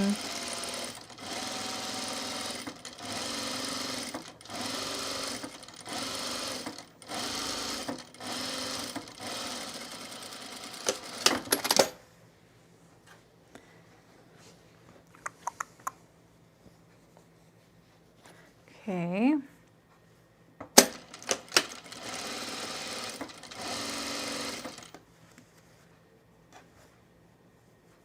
I got a little bump, little wrinkle there in my ironing. You can see too, like when I'm sewing, I do so many things without thinking. When I'm pushing this fabric like this, I'm over exaggerating because I don't want to get torque lines, because what happens is, you'll be you're sewing your seam, and if this wasn't a French seam, it wouldn't be that noticeable, but because it's a French seam, this is like, oh, right, this is like a little encased, seam so that you can get these torque lines across it. So I'm just pushing it to keep the fabric lined up directly across from itself. And to see that it stays nice and flat, except for the crazy wrinkle I got right there. All right, so now we're going to put some easing stitches in. I don't technically call them basting stitches, and that's just because we're not actually attaching anything with the basting stitches, and I can consider basting stitches a temporary seam. So I call it an easing stitch because we're just going to ease this excess of our sleeve cap. So here's my double notches here, and usually I just put this easing stitch just below notches and just inside the seam allowance. I don't lengthen it on a sleeve. I leave the same stitch length I'm going to be using to sew it. And we're gonna go all the way around the cap, and we're gonna go down to the other notch and just past it. Just gotta find it, there it is. So notch to notch, basically. Yeah. Hi, Lynn, thanks. I know, I love this fabric. I'm super excited about this. Yeah, so it's like, I was just talking to my husband about this today because we were talking about,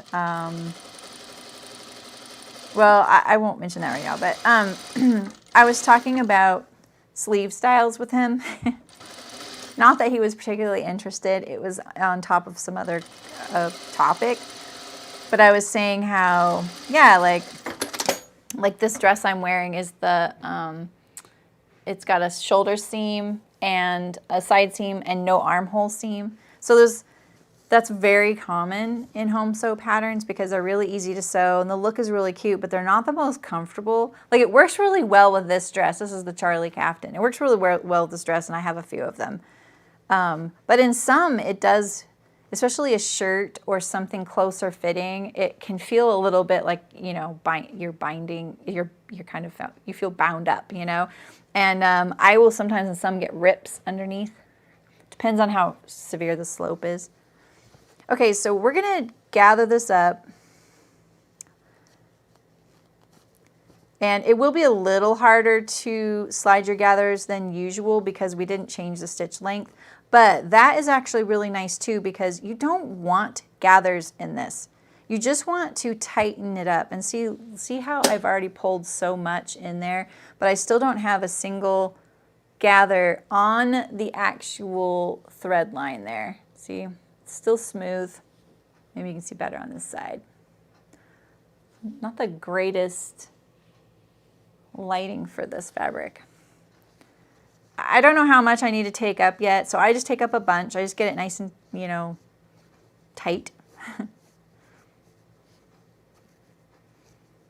Just slide it up there. Pull from each end. Don't just pull from one end unless you left a long tail. But I guarantee your bobbin thread is probably too short. And what will happen is your gathers will just start falling off. You'll pull it all the way through. That's so disappointing when that happens. You're like, oh, I have to start over? Great. Okay, so we have that one. Let's do this one. All right.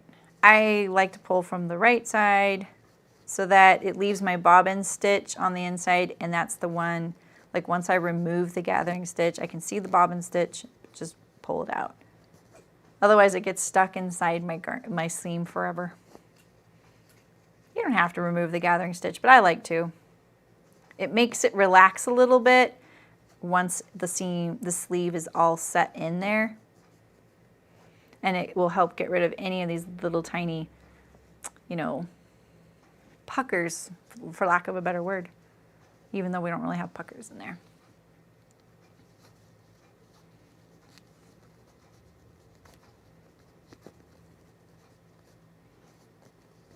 So I just like to draw it up just enough where it's just starting to get gathers. All right. So you can see now, see how the sleeve is starting to form this nice little like curve right here? Do you see that? So that you have room for I like to call it the gush. The gush of your arm can fit here, right? Your bicep. Without that, you know, your sleeve, if you don't have this ease, this is such a perfect example. I've never thought of doing this. Okay, so you see how you have this little curve right here, right? That's the extra fabric being drawn into the armhole and the sleeve cap. If that wasn't there, your sleeve would end right here. You would lose all of that. That's why they're not comfortable when they don't have ease in the sleeve cap. You need it. All right, so we're going to do this with a French seam, so we're going to leave this inside out, and we're going to put our blouse right side out. And this is the back. So it's this one here. Wait. That's about, oh yeah, I was right here. Okay, yeah, this is how it goes, okay. So you're gonna put this wrong sides together. What's going on here? I'm lost. Did I just turn my blouse right side out somehow? How did I do that? Okay, here we go. Oh my gosh, this fabric is so boingy. Okay, here is my back sleeve. It's inside out. Put it inside here, right? Try not to get lost in the sauce with that, like lining that up. Just think logically, like double notches to double notches. You know what I mean? Because you can get kind of going back and forth with your sleeves and where you're going to put the left one in on the right armhole and stuff. I interfaced it with a fusible woven interfacing. So it's actually a cotton fabric with the fusible dots on it, you know. I'm really liking it lately. I'm gonna have to admit that I'm converting to liking fusible interfacings because I like the wovens. And I like the tricot as well for knits and things. All right, so I like to press my seam allowances opposite of one another, and I put the sleeve towards the front and the side seam towards the back. I like to do that to offset the thickness. It makes it nice and flat right there. And it also helps you keep it lined up because they kind of nest together. All right, and so I'm going to use a couple of pins, like one down here, and then I'm going to immediately go up to the cap. I find my little notch. Please be obvious. There it is. And we line it up to the shoulder seam. Don't think about anything quite yet. Just do those two things. And now we're going to go like this. We're going to go, how did we do with our gathers? All right, so we have a lot extra right here and not so much extra right there. That, oh, you know what? There's a notch right there. I wonder if that goes to there. I'll bet that's what it is. Is that on the other side too? I'm gonna look at the pattern piece really quick because that makes more sense. Because look at that, then it would be almost perfect. Let's check it out. Some designers will put the notch in a different spot, but more often than not, the notch at the top of your sleeve goes to the shoulder seam. But if they move that shoulder seam of the blouse like really far forward or to the back or something like that, or you've got a yoke, then it gets lined up somewhere else. Where did I just miss it? I think I know what a sleeve looks like.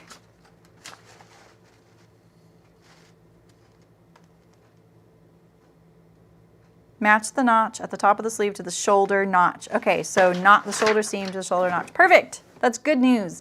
All right, so now we're looking at this and we're going, all right, do we have anything that we really need to adjust?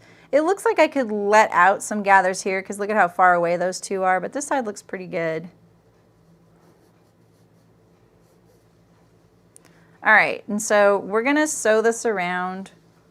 Now, if you have a bigger seam allowance for whatever set-in sleeve you're doing, or like, you know, just make sure you use yours. I'm gonna use like a fat 1/8 of an inch because I don't have enough for front seam.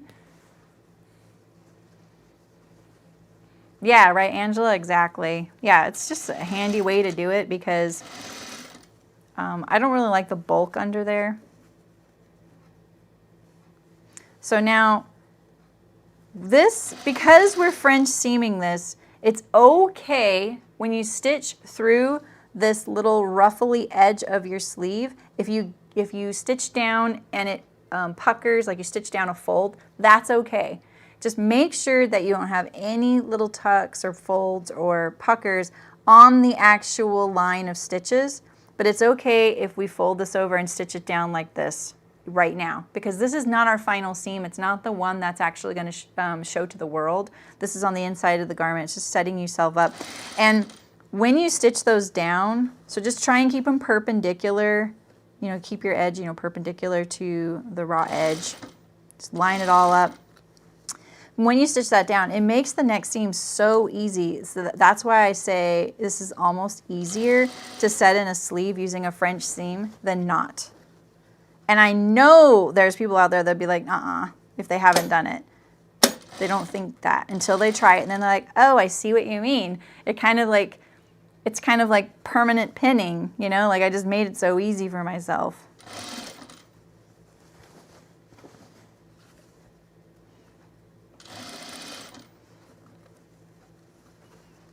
Just trying to get the linen is so boingy. So I just keep my raw edges lined up. I don't even need pins, you know. I don't want to stitch this tail of my easing stitch down. Like, just leave that loose.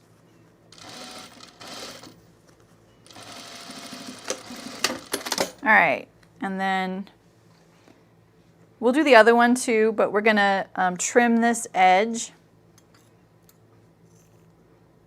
Because remember, we don't want this raw edge poking out of our nice, beautiful French seam. So trim it down and trim off any threads that are griefing you. Just get rid of them now. You don't want to do it. I know, like, I know if I were new to doing a sleeve like this, I'd be really eager to see the end result and just do the next step. But don't get rid of these. Don't forget to get rid of these things because they will kind of come back to haunt you and you're like, wow, I just did such a good job, but all my raw edge is poking out of my seam. I'm an eager beaver like that all the time. I really can't wait to see the end. And so I have like these weird little rules for myself. And if you ever watch one of my like pattern videos that come with patterns, you'll hear me say, trim your threads, but don't look at your work yet. You don't get it's like the dessert, you know, you don't get your dessert until you've, you know, eaten your green beans. All right, so we'll do the same thing on this side. Now we know we have our left and right. We don't have to worry we're gonna do it wrong, which is kind of nice.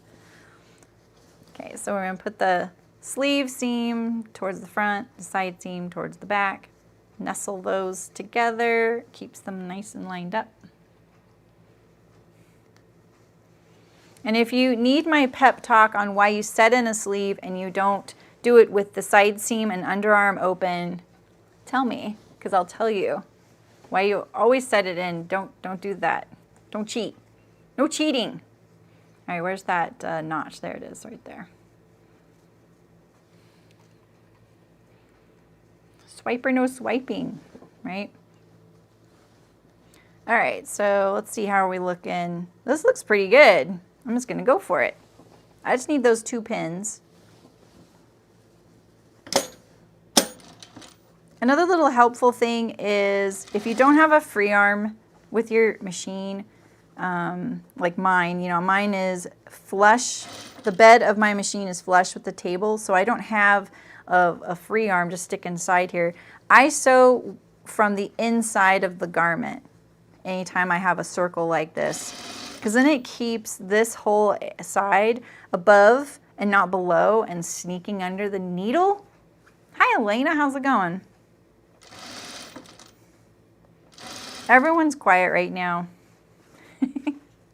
I'm setting in a sleeve with a French seam, so I think they're either panicking or enjoying it or sewing one themselves. No, I'm just teasing you guys. Remember, it's okay to get tucks in the seam allowance at this stage, just not the next stage, all right? Lift up your garment, let it, you know, flop around so that it will be relaxed when you get to the seam. Do I have this gathered enough? I feel like I could use a little bit more. So we'll just put a little bit more in here.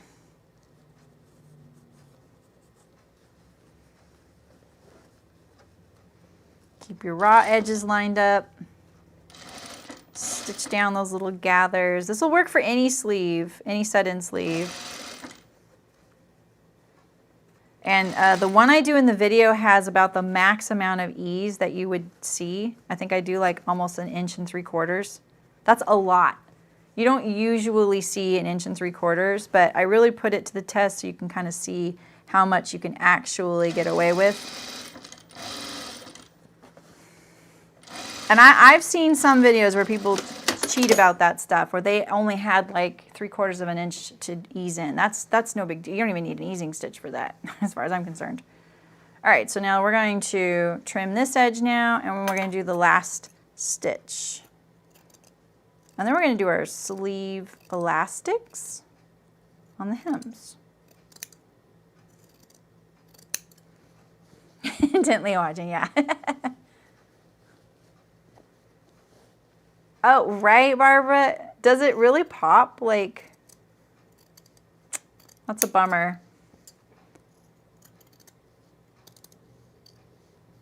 I think that there's a lot of sewing instructors that teach to do that. You're dropping hints that for a machine like mine. These are very affordable. I had a friend recently shopping for sewing machines. She didn't really want to go the whole industrial machine route. And it is really shocking how expensive sewing machines have gotten. It's kind of ridiculous. I just don't believe that it really costs that. Industrials are really affordable.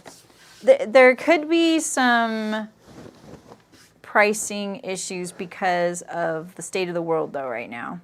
I saw this thread earlier. It's from when I tacked my label in. All right, so we're going to now iron this armhole. Yeah, right, Barbara? I wonder if you could just pop out that whole section and fix how they sewed it. That seems ridiculous, I know, but you know what I mean? Like, you deserve to be able to wear your shirt. All right, so I'm going to get my salami out. I'm going to put it inside here. You could use a ham. I call this a salami. You know, got to keep with the pork products. We could call it a caterpillar. I don't feel like I feel comfortable ironing a caterpillar though. Or, I don't know.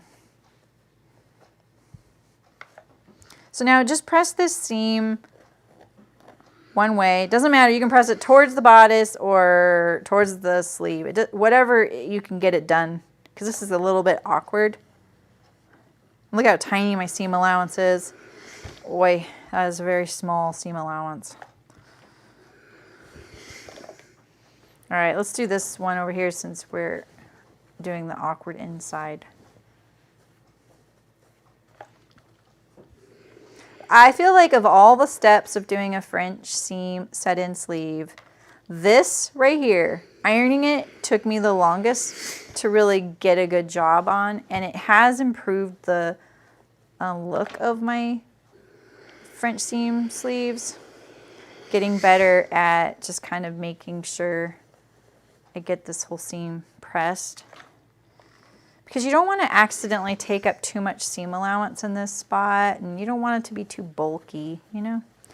And it does seem, I feel like I would assume that a French seam would be too bulky for a armhole, but it's actually not. It kind of makes it nice and compact because you're stitching it twice. Okay, so now I'm going to put the sleeve inside there, and I'm going to iron it right along this edge here.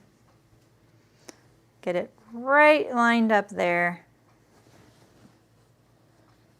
Just do a little bit at a time. My machine's really in the way here.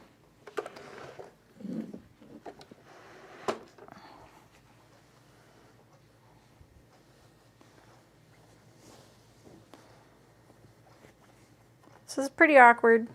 I agree. If you're watching the replay, you could probably fast forward through this part.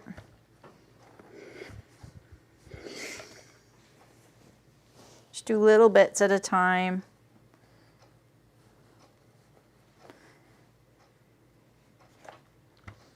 And yeah, you will be ironing a little bit the gathers that you're putting in there. You know, the ease, but that's okay. We're just focused on this little edge, and it is really hard to get right on the edge there. There we go. Especially at the shoulder seam, where the shoulder seam, the thickness of it wants to kind of push it off kilter a little bit. But this really makes this next step easy and beautiful.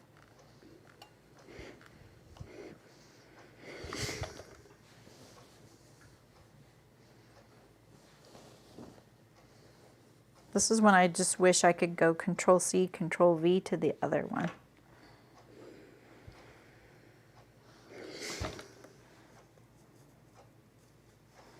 Just roll up my fingers there. The linen is very compliant. I will say if I was doing something like a rayon, the rayon would be too, it's so easy to iron, but the rayon also would be kind of loosey-goosey. Or a viscous linen noil, same thing. That's a little bit open weave, so you're gonna get kind of a ratty edge, and then when you do it, but it'll turn out really nice. Hemp would be really hard, but not too hard. Hemp's kind of in the linen family, and it's such an open weave often that it really starts growing. You know, like sometimes how linen grows, you're like, dude, can you stop? I need to sew you down before you grow outside of the parameters of my project here.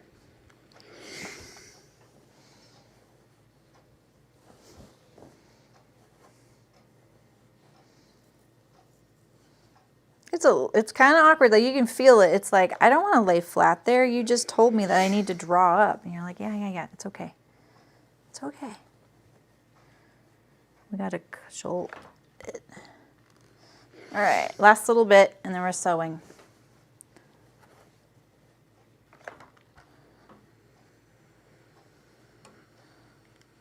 All right.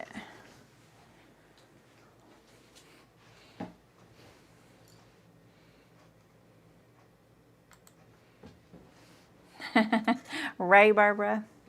The tenderloin. Yeah, sure, April. Right, Sydney? All right, so now we're gonna sew this last seam here. All right, there's our easing stitch. We've trimmed that raw edge and we're right sides together. And we're gonna, same thing, start down here at the bottom. We don't need any pins at all now because it's just all done. We're just kind of, you know, putting the final finish on it. So now when I do stuff like this, because remember, this has been eased in there, I'm gonna pull this around a little bit. Like you can see, I'm lining up, like look at that, there's the curve. I want that curve to be there, so I'm just kind of flattening it out for a few inches, and then I'll straighten it all out again and do the same thing, hoping my gathering thread, let's look in there. Oh yeah, good. I'm looking for that easing stitch thread. I'm gonna sew just to the left of it. Am I shouting? Sorry if I'm shouting.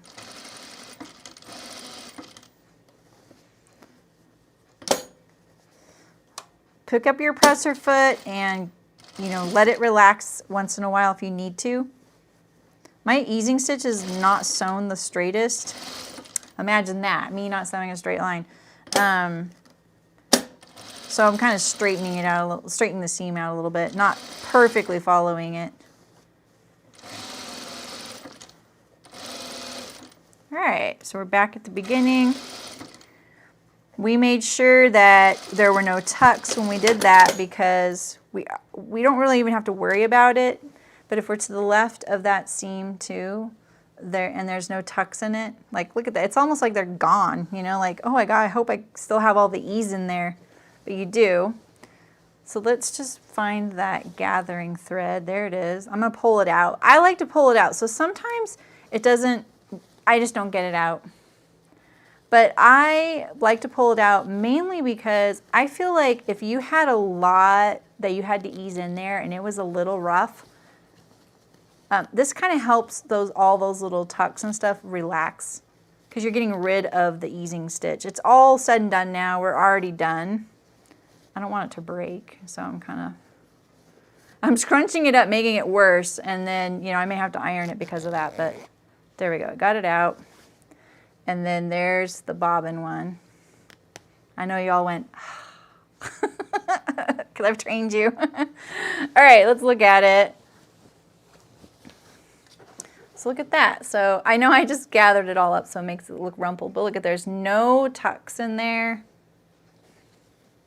No tucks. And once we press the seam allowance towards the sleeve, which is where you should always press it,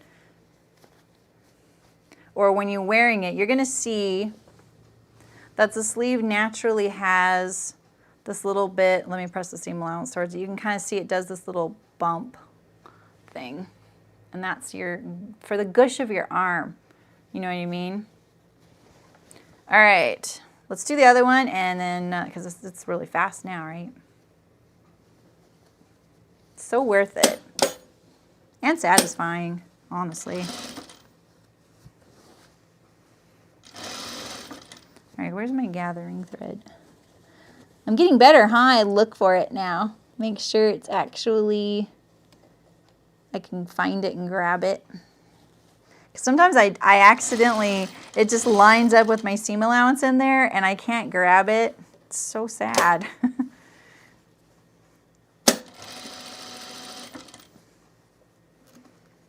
Now if you end up having a little bit of your raw edge showing and you're like, dang it.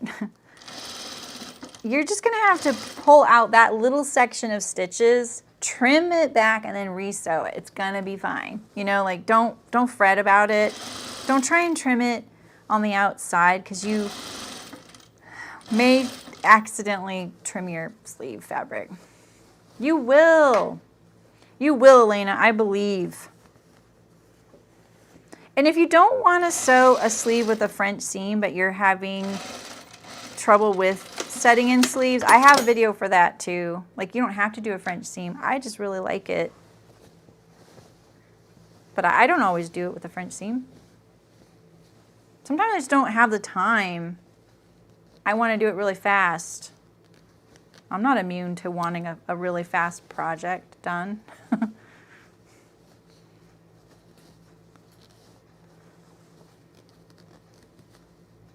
We could do an ASMR just on that, couldn't we? Are you, Lynn? Oh, that's so nice. I'm impressed. Okay. Yeah, someone much more experienced than me when I was learning to sew. Look at this one, you can really see that bump. It's so nice. Look at that. Hubba hubba. When I was, probably, I'd say like early 20s, someone more experienced than I am taught me this trick. And once they did, I just went crazy sewing everything with sleeves. And at the time, there weren't a lot of cut-on sleeve styles. They were all set in sleeves, Okay, look at that. My seam matches really nice because we nestled them together. So we have this bishop sleeve here. So now if I wasn't using a no serger approach to this project, personally, I think the easiest way to sew this would be to overlock this edge and then turn it up and then do your whole hem and then your elastic in there. But we're gonna do it with with a hem. It's not ideal to roll hem this, but it'll look nicer. So I needed 3/8 of an inch elastic, and there's not a chart on how much to cut for it. So I have my elastic here. I actually kind of was like, oh no, I only have black. I have like thousands of yards of black, but I had no white, so I found some. I don't really like knit elastic. Braided's my favorite, but the knitted's totally fine. It's great. So we have that. I didn't want black. I knew it would show through. So let's see, where's my, so that's the front and this is the back. All right, so we want the seam to press towards the back.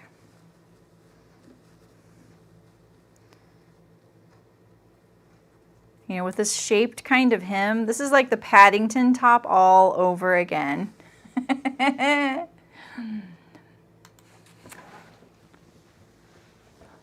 That's awesome, Elena. I remember my first one too, Barbara. That's so funny. You don't forget something like that. I'm going to iron this up because I kind of want to assess how hard is this going to be. So I'm ironing it up 3/4 of an inch. I'm thinking it should be a little bit more. The elastic is 3/8 of an inch. So if the elastic is 3/8 of an inch, the tunnel should be a little bit wider.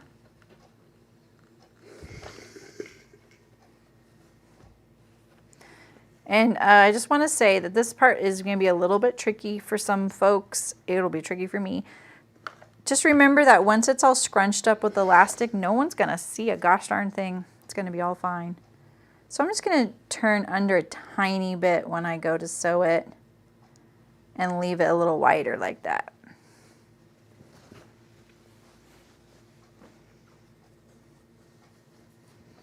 So this is the front, this is the back. All right. Every time I have to orient myself. Because you can see, look at that. See how it doesn't want to lay flat? There's all this. That's the problem. That's what gives us the problem when we're sewing it.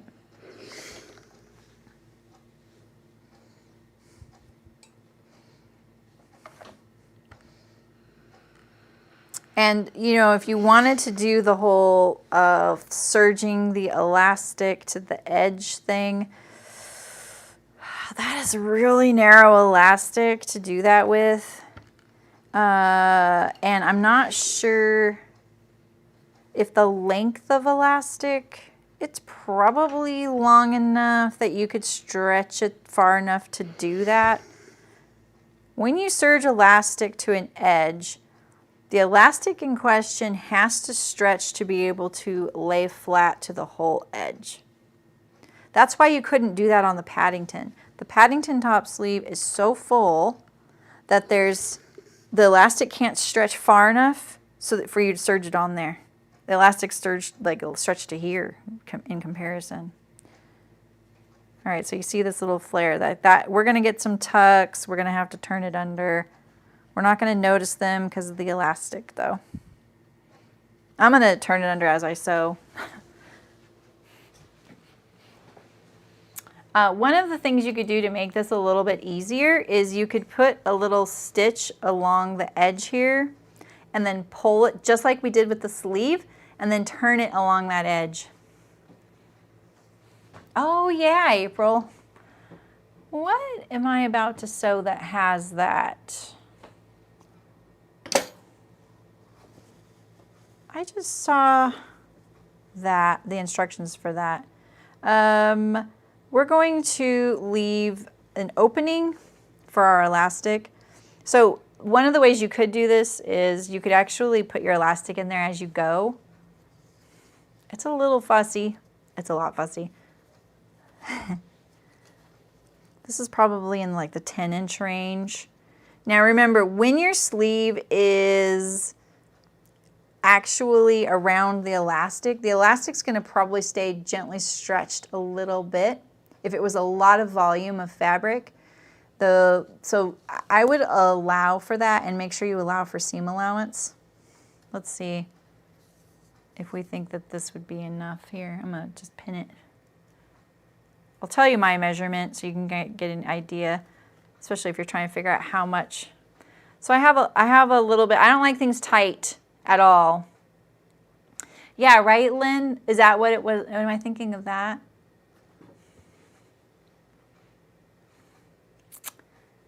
I was just looking at the Sinclair patterns. They look really nice. I think that'll be good. So let's see, that's going to be, oh, 8.5. Gosh, I almost said usually 8.5 inches is your wrist circumference. But then I thought, oh, I need to add a little bit for seam allowance and to stay away. I have really small wrists, so maybe that's why. It's the one thing that's really small on me. All right, so we have 2 pieces. I'll sew one, I'll do this like the Paddington. I'll probably sew one of these with the elastic in there as I go. Make sure you secure your elastic. Yeah, this wouldn't stretch enough to serge in there. See that? make sure your elastic's very secure, okay? So this way we can do this so that it won't, we won't have to feed it in there, but it's gonna be hard. Ooh, I don't know if I wanna do this. This seems really hard. I know you guys now want me to do it probably, huh? I'll try. We figured out with the Paddington though that, I'm gonna pin a few of these so that I don't allow this edge to torque. We figured out with the Paddington that this way, even though it was really hard, was probably the easier of the two ways that I sewed it. Because I tried two ways of doing it.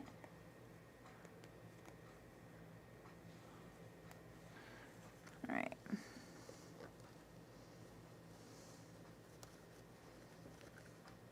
I'm trying to prevent torquing. That's why I'm like turning it under and then holding it there. This long thread's really bugging me.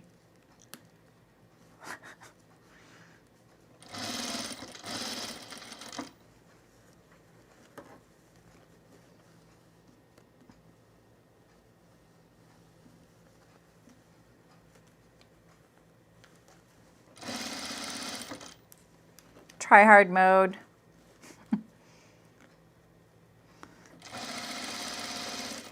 I needed enough width for my elastic to fit in there.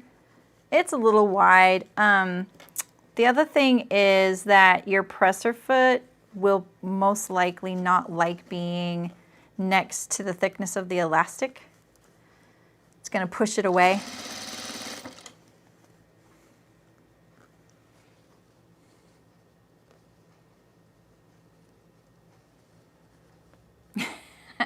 I'm not doing the most complex thing in the world.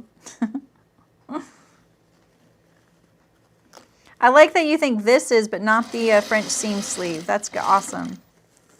All right, so then now see how I'm here and the elastic loop is closed. So you just need to slide this down.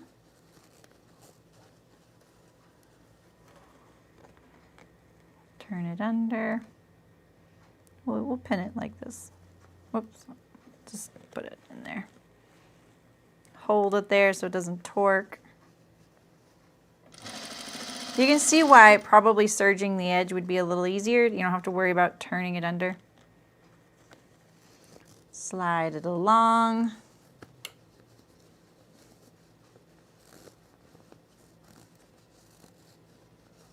Look at all that fabric. Let's hope I made my elastic long enough, because if I didn't, I can at least change it for the other one, then come back and fix this one.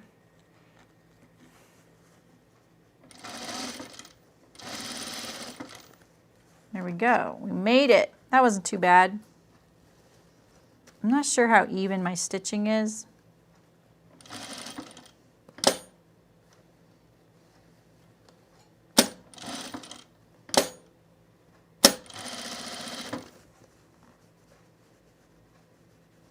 Come on, even that out there. Oh, I need to also say that when you're stretching something out, technically the shirt isn't stretching, right? So the shirt is actually just scrunching up, but when you are stitching something you're stretching out, you need to make sure that you stretch it and then sew. Don't start stretching something after you're sewing, because you might pull on your needle and break it. Look at that. That looks really good. What top? I'm wearing the Charlie Kaftan dress. I'll show it. Well, I'm going to stand up in a second and put this on the dress form. Oh, look at that. That looks so nice. Looks very nice. Yeah. Very nice.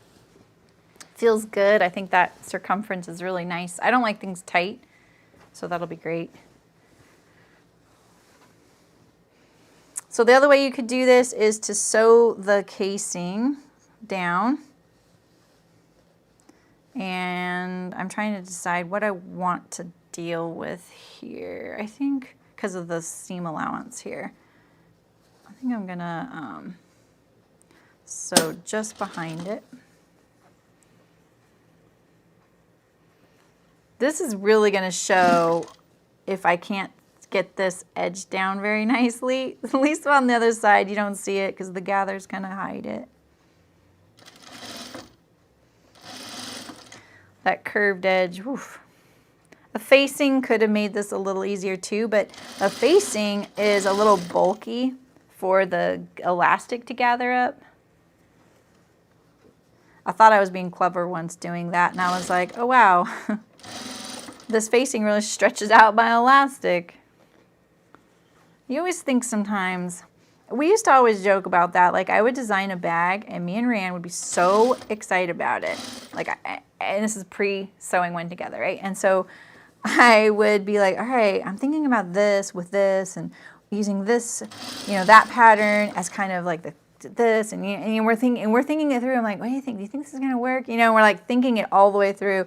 Yeah, I think this will work. You know, and then I'll sew it together, and I'm like, wow, how could we miss this? This doesn't even work. Like we can't even sew this together, and we would just kind of crack ourselves up because sometimes I would do something, and we're like, oh yeah, this time, oh yeah, that's a given. We could probably not even sample that. Blah blah blah. Nope, you gotta try it out. You never know. Oh shoot, I shouldn't have finished that. Leave yourself an opening. Oh my gosh. Leave yourself an opening.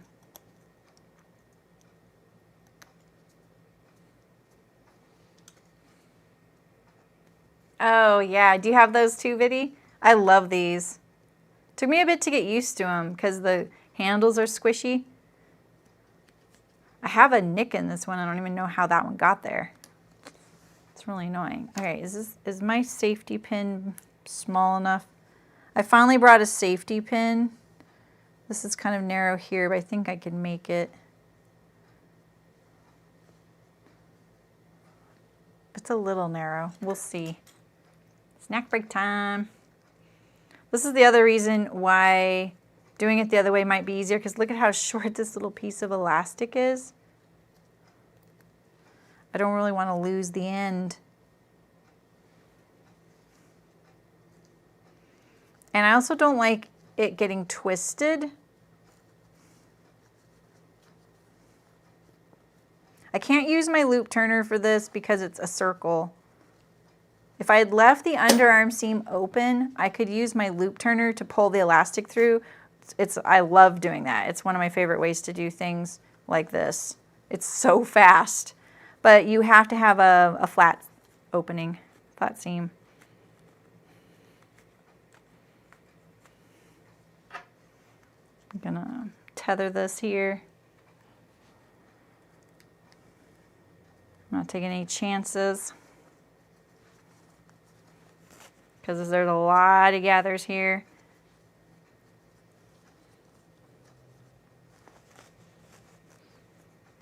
Oh, good morning, Viddy. Delwyn, I don't know if Delwyn's still here, but they also are in Oceania, I think in New Zealand.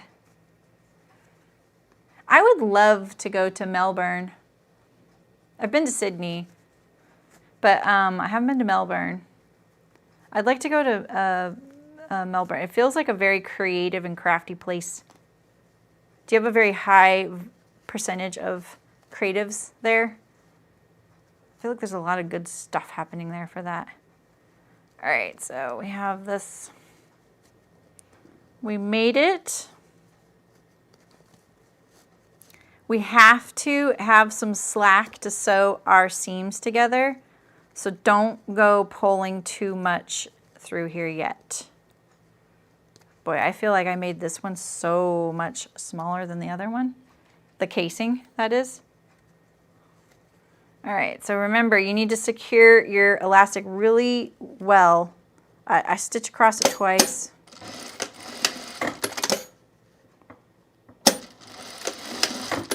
All right, and now pop it in there.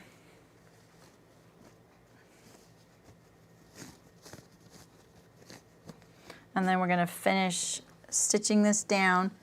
So right now we are in that state where we have to stretch our shirt while we're sewing. So you wanna make sure that when you're doing that, you stretch it, then sew it, and hold hold it stretched so that you don't accidentally pull against your needle. Trust me on that. I don't want to sound like a sewing room teacher. Ah, yeah, right, Viddy? Yeah. I always feel really honored that any of you folks join me that early in the morning. This class, I'm taking the Photoshop class, these Zooms are at 7 a.m. for me on Fridays, and I'm like, yeah, I can't do that. I'm sorry. A Zoom? Maybe if I could, you know, be in bed with the camera off, but I'm kind of a middle of the road type of gal when it comes to mornings, you know? Like, I'm awake then. I'm not like, you know, attacking the day yet. All right. So this one, what do you guys think? Like, I feel like I did a better job getting this nice and tight, and look at this one's a little loose. The casing width. I may need to go back and do, I was woefully inconsistent with these two. I kind of like how this one's a little softer, but I love the way the gathers look on this one. Same size elastic, but because it's narrower, it makes it look more scrunched up. All right, we just have our hem. We just have our hem now. This looks like a pretty gentle curve, so I'm just gonna go for it. I'm gonna do, I think just a narrow quarter. We were just talking about doing these kinds of hems. This one's pretty easy. It's when they're the curve is very steep. They can get really hard to sew. This one's not too bad. Really my pain in the butt here is all these little threads here that are on the cross grain. Let's get rid of some of these. And it's really just at the center where the fabric straightens out. That's where it's the worst, because that's the cross grain. All right, now we got it. So to make sure you're not getting torquing too, like, you know, when you're at the center of your garment, maybe just do, you know, like pin that one. Oh, wow, really? Oh. Yeah, I'm not unaccustomed to an earthquake, but I can't imagine, like, when I've actually seen people go through it for the first time, and it's very unsettling for folks. You've been there twice, Malin? Are you going to bed? Okay, see you, Malin. Sleep well. Thanks for modding. I know it's an unruly bunch.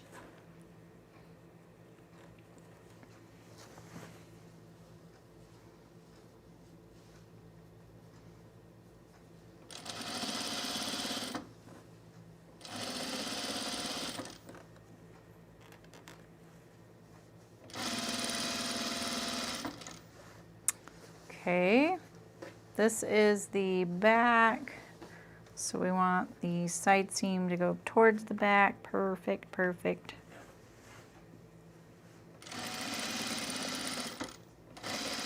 On this one, these little curves are easier than the ones going the other way. And oh, I ran out of thread. Wow. Isn't that the way? When you're on your last pass, you run out of bobbin.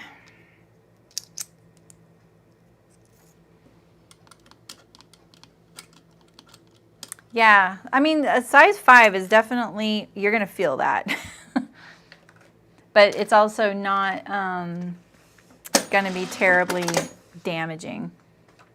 Unless you own, you know, a China shop maybe.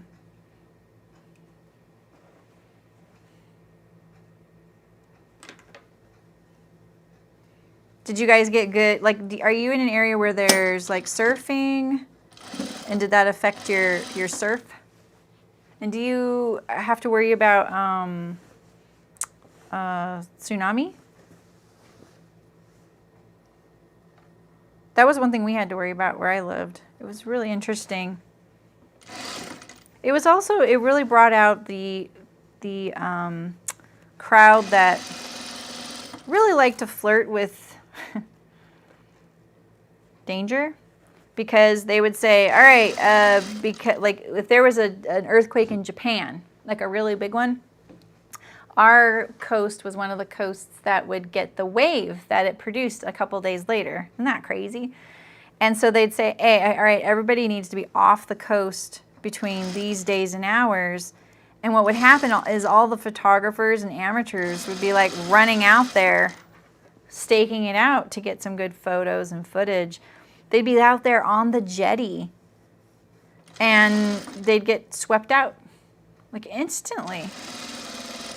It happens so fast because I think people assume it's going to be this really slow moving thing, and it looks slow, but it's not slow, you know?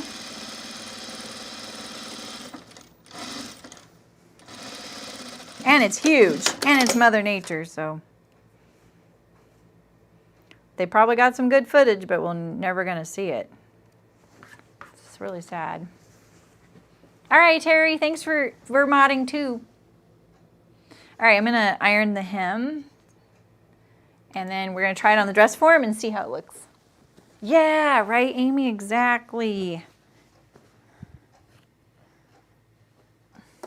Oh, that's right. I have 2 start and stops because I ran out of bobbin thread.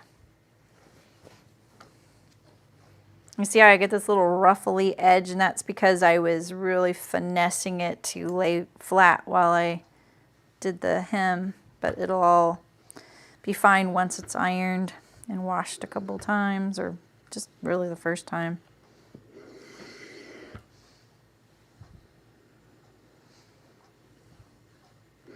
If you have a lot of trouble with these curves though, you can try putting in the easing stitch we did on the sleeve. You can put that on the,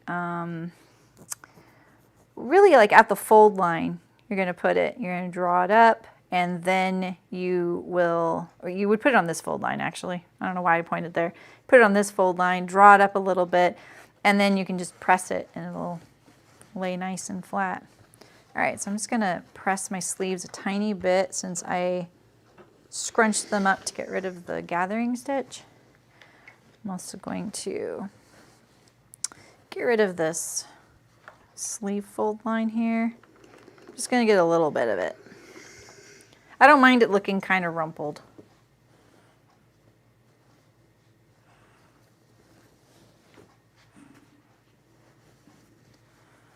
Look at that nice set-in sleeve. Can't wait. I was gonna wear something I could wear it with, but to be really honest, I needed to re-record part of my video that I made yesterday, and I was wearing a blue dress. So I thought I would just try and look somewhat like I did yesterday.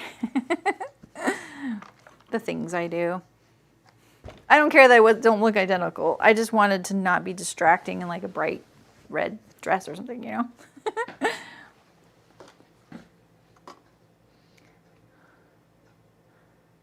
All right. I'm reading chat when I should put this on. Actually, let's do the full screen. Yeah, right? It's a little crooked, huh? Looks crooked.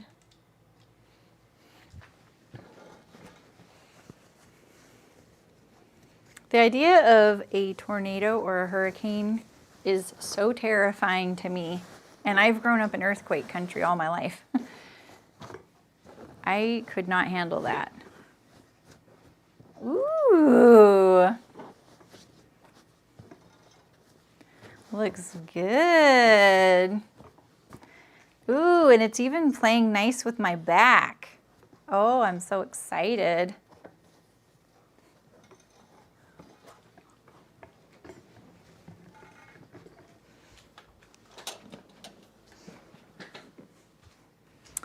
Ooh, really cute. Yeah, right, April? Ooh, Viddy, I don't know about that. She has menswear patterns, And you might find something like that.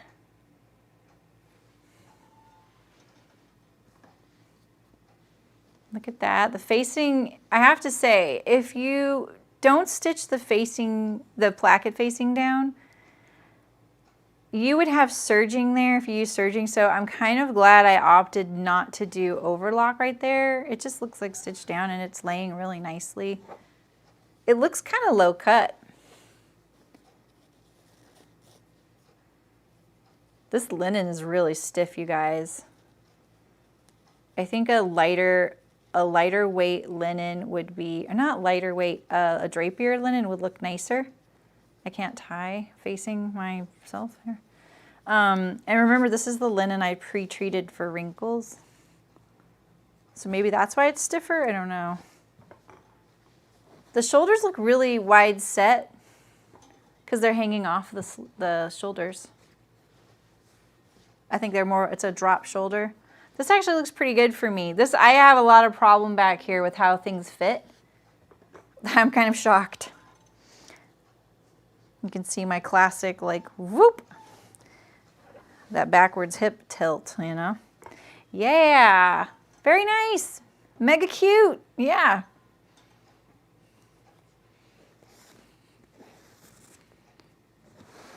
I just have to put it on. Oh, this linen is so scratchy. I want to see the sleeves. That's why I'm going to take the microphone off real quick.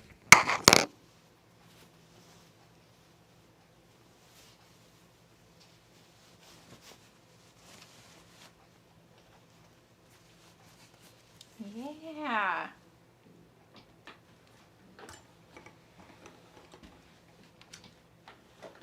So there's my sleeve. So I took out 1.5 inches in length. So if you really wanted that exaggerated bishop sleeve, you could do more. But you can see, like, my arms aren't terribly long, so that's why I took it out. And I had a little fabric amount issue. How's it look back there? It's very stiff. This linen is very stiff. I think you're going to see this a lot in videos.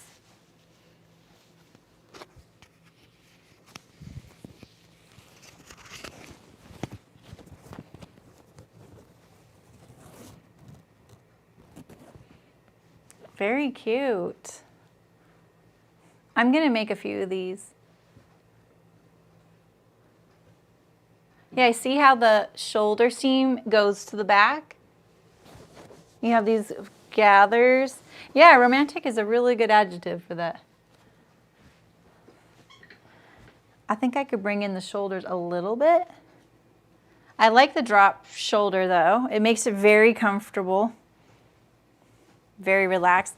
I have some really loose weave, lightweight linen, and I also have this white rayon. I think it would look really good in something like that. It would definitely be that kind of drapey, romantic, peasant blouse type of thing. Cool. Let's see, low cut wise. That's my limit right there. That's kind of low for me, but not, I think I could do it. I would probably raise it up a little bit. I'm very modest right there. That's probably one thing I would do. Yay! Gauze would be very good. I like that idea. And you know what? I've wanted an excuse to use the gauze on spoon flower. That's a very interesting idea.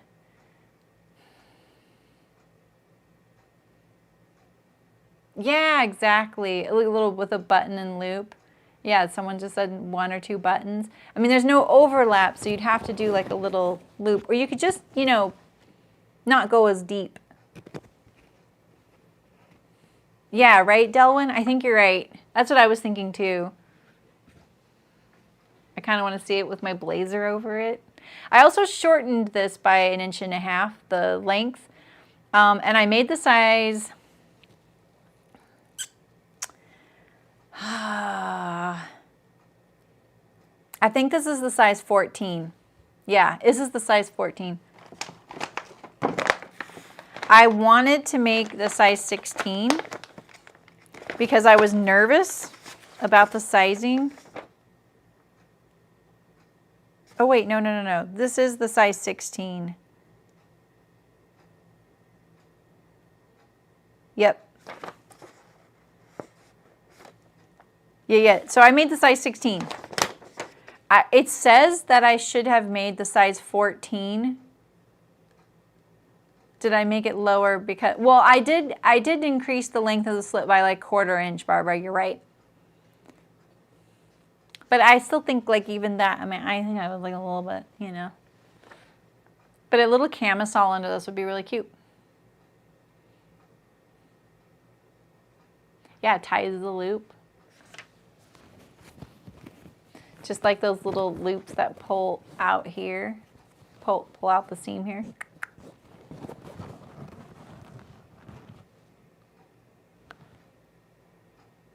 Yeah, Nicole. I like that. Well, you guys, I hope you guys make them. Let me know if you do. I want to see. And thanks for Wardrobe by Me for giving me a pattern to try it out and sew it for her. I appreciate that very much. Yeah, this is definitely one of my colors. I don't wear enough pink because I don't find things I really like in it, but I do like it. I agree, Delwyn. Okay, you guys. Well, thanks. Thanks for coming. I'm glad that even though I got off a little rocky start with that slit, we worked it out. A faux, yeah, that's true, April. That would actually be more comfortable too. You could even just sew something across right here, you know, from the inside, like sew across your facing. No one would even know you weren't wearing a camisole. You could just attach it right to the facing. I'm so tempted to do that. You guys would know though. You wouldn't out me. So yeah, thank you guys. Thanks for coming. I'll be here Saturday and we're going to continue the blazer sew along. It's going to be great because we're going to have a blazer by the end of it, like meaning something actually we can put on. So, oh, thanks, Nicole. Yeah, like and subscribe. All right, you guys. So see you Saturday, 11 a.m. Pacific. Next week, if you're not doing the blazer and you're not coming to the Saturday sews, next week I am making, yep, I'm looking at the date. Next week I'm making the kids hide hoodies by 5 out of 4 patterns. And what else do I want to say about that? I was going to say something, but I'm not sure that's true yet. I think I'm affiliate for them. I can't remember. I think I am. I'm an ambassador for their patterns. I can't remember if I applied for the affiliate. I'm so bad about that stuff. But it's just a very straight up hoodie. They have adult versions too. So if you want to sew a hoodie with me, it's going to have lots of details because it's going to have, I'm pretty sure I'm going to put in the eyelets for the draw cord. It's got a front zipper. It's got rib knit, a hood. What else? Pocket. It's got a lot of really great things about it. So I think it's going to be a really good sew along. And I'm making it in this really fun galaxy print fleece. So for my niece and my nephew. I'm making a black one for him. I'll make that off camera because you can't see a thing when it's black. So, all right, you guys, I'll see you Saturday. Thanks for coming. And yeah, if you want to support me, there is ways to do so. You can go to my website, sew.life, and there's a support page. There's passive ways to do it. There's donations. I sell patterns. There's affiliate links. There's all these little tiny ways to do it. And I have Patreon as well, where you get free patterns if you're in the 2nd tier or above. And there's a new pattern coming out in like a week or 2. It's done. It's very much done. So it'll be the cocoon project bag. And thanks for buying and making the laundry basket. You guys have been great about that. That's been really fun. So, all All right, guys, I'll see you guys Saturday. Take care. Bye.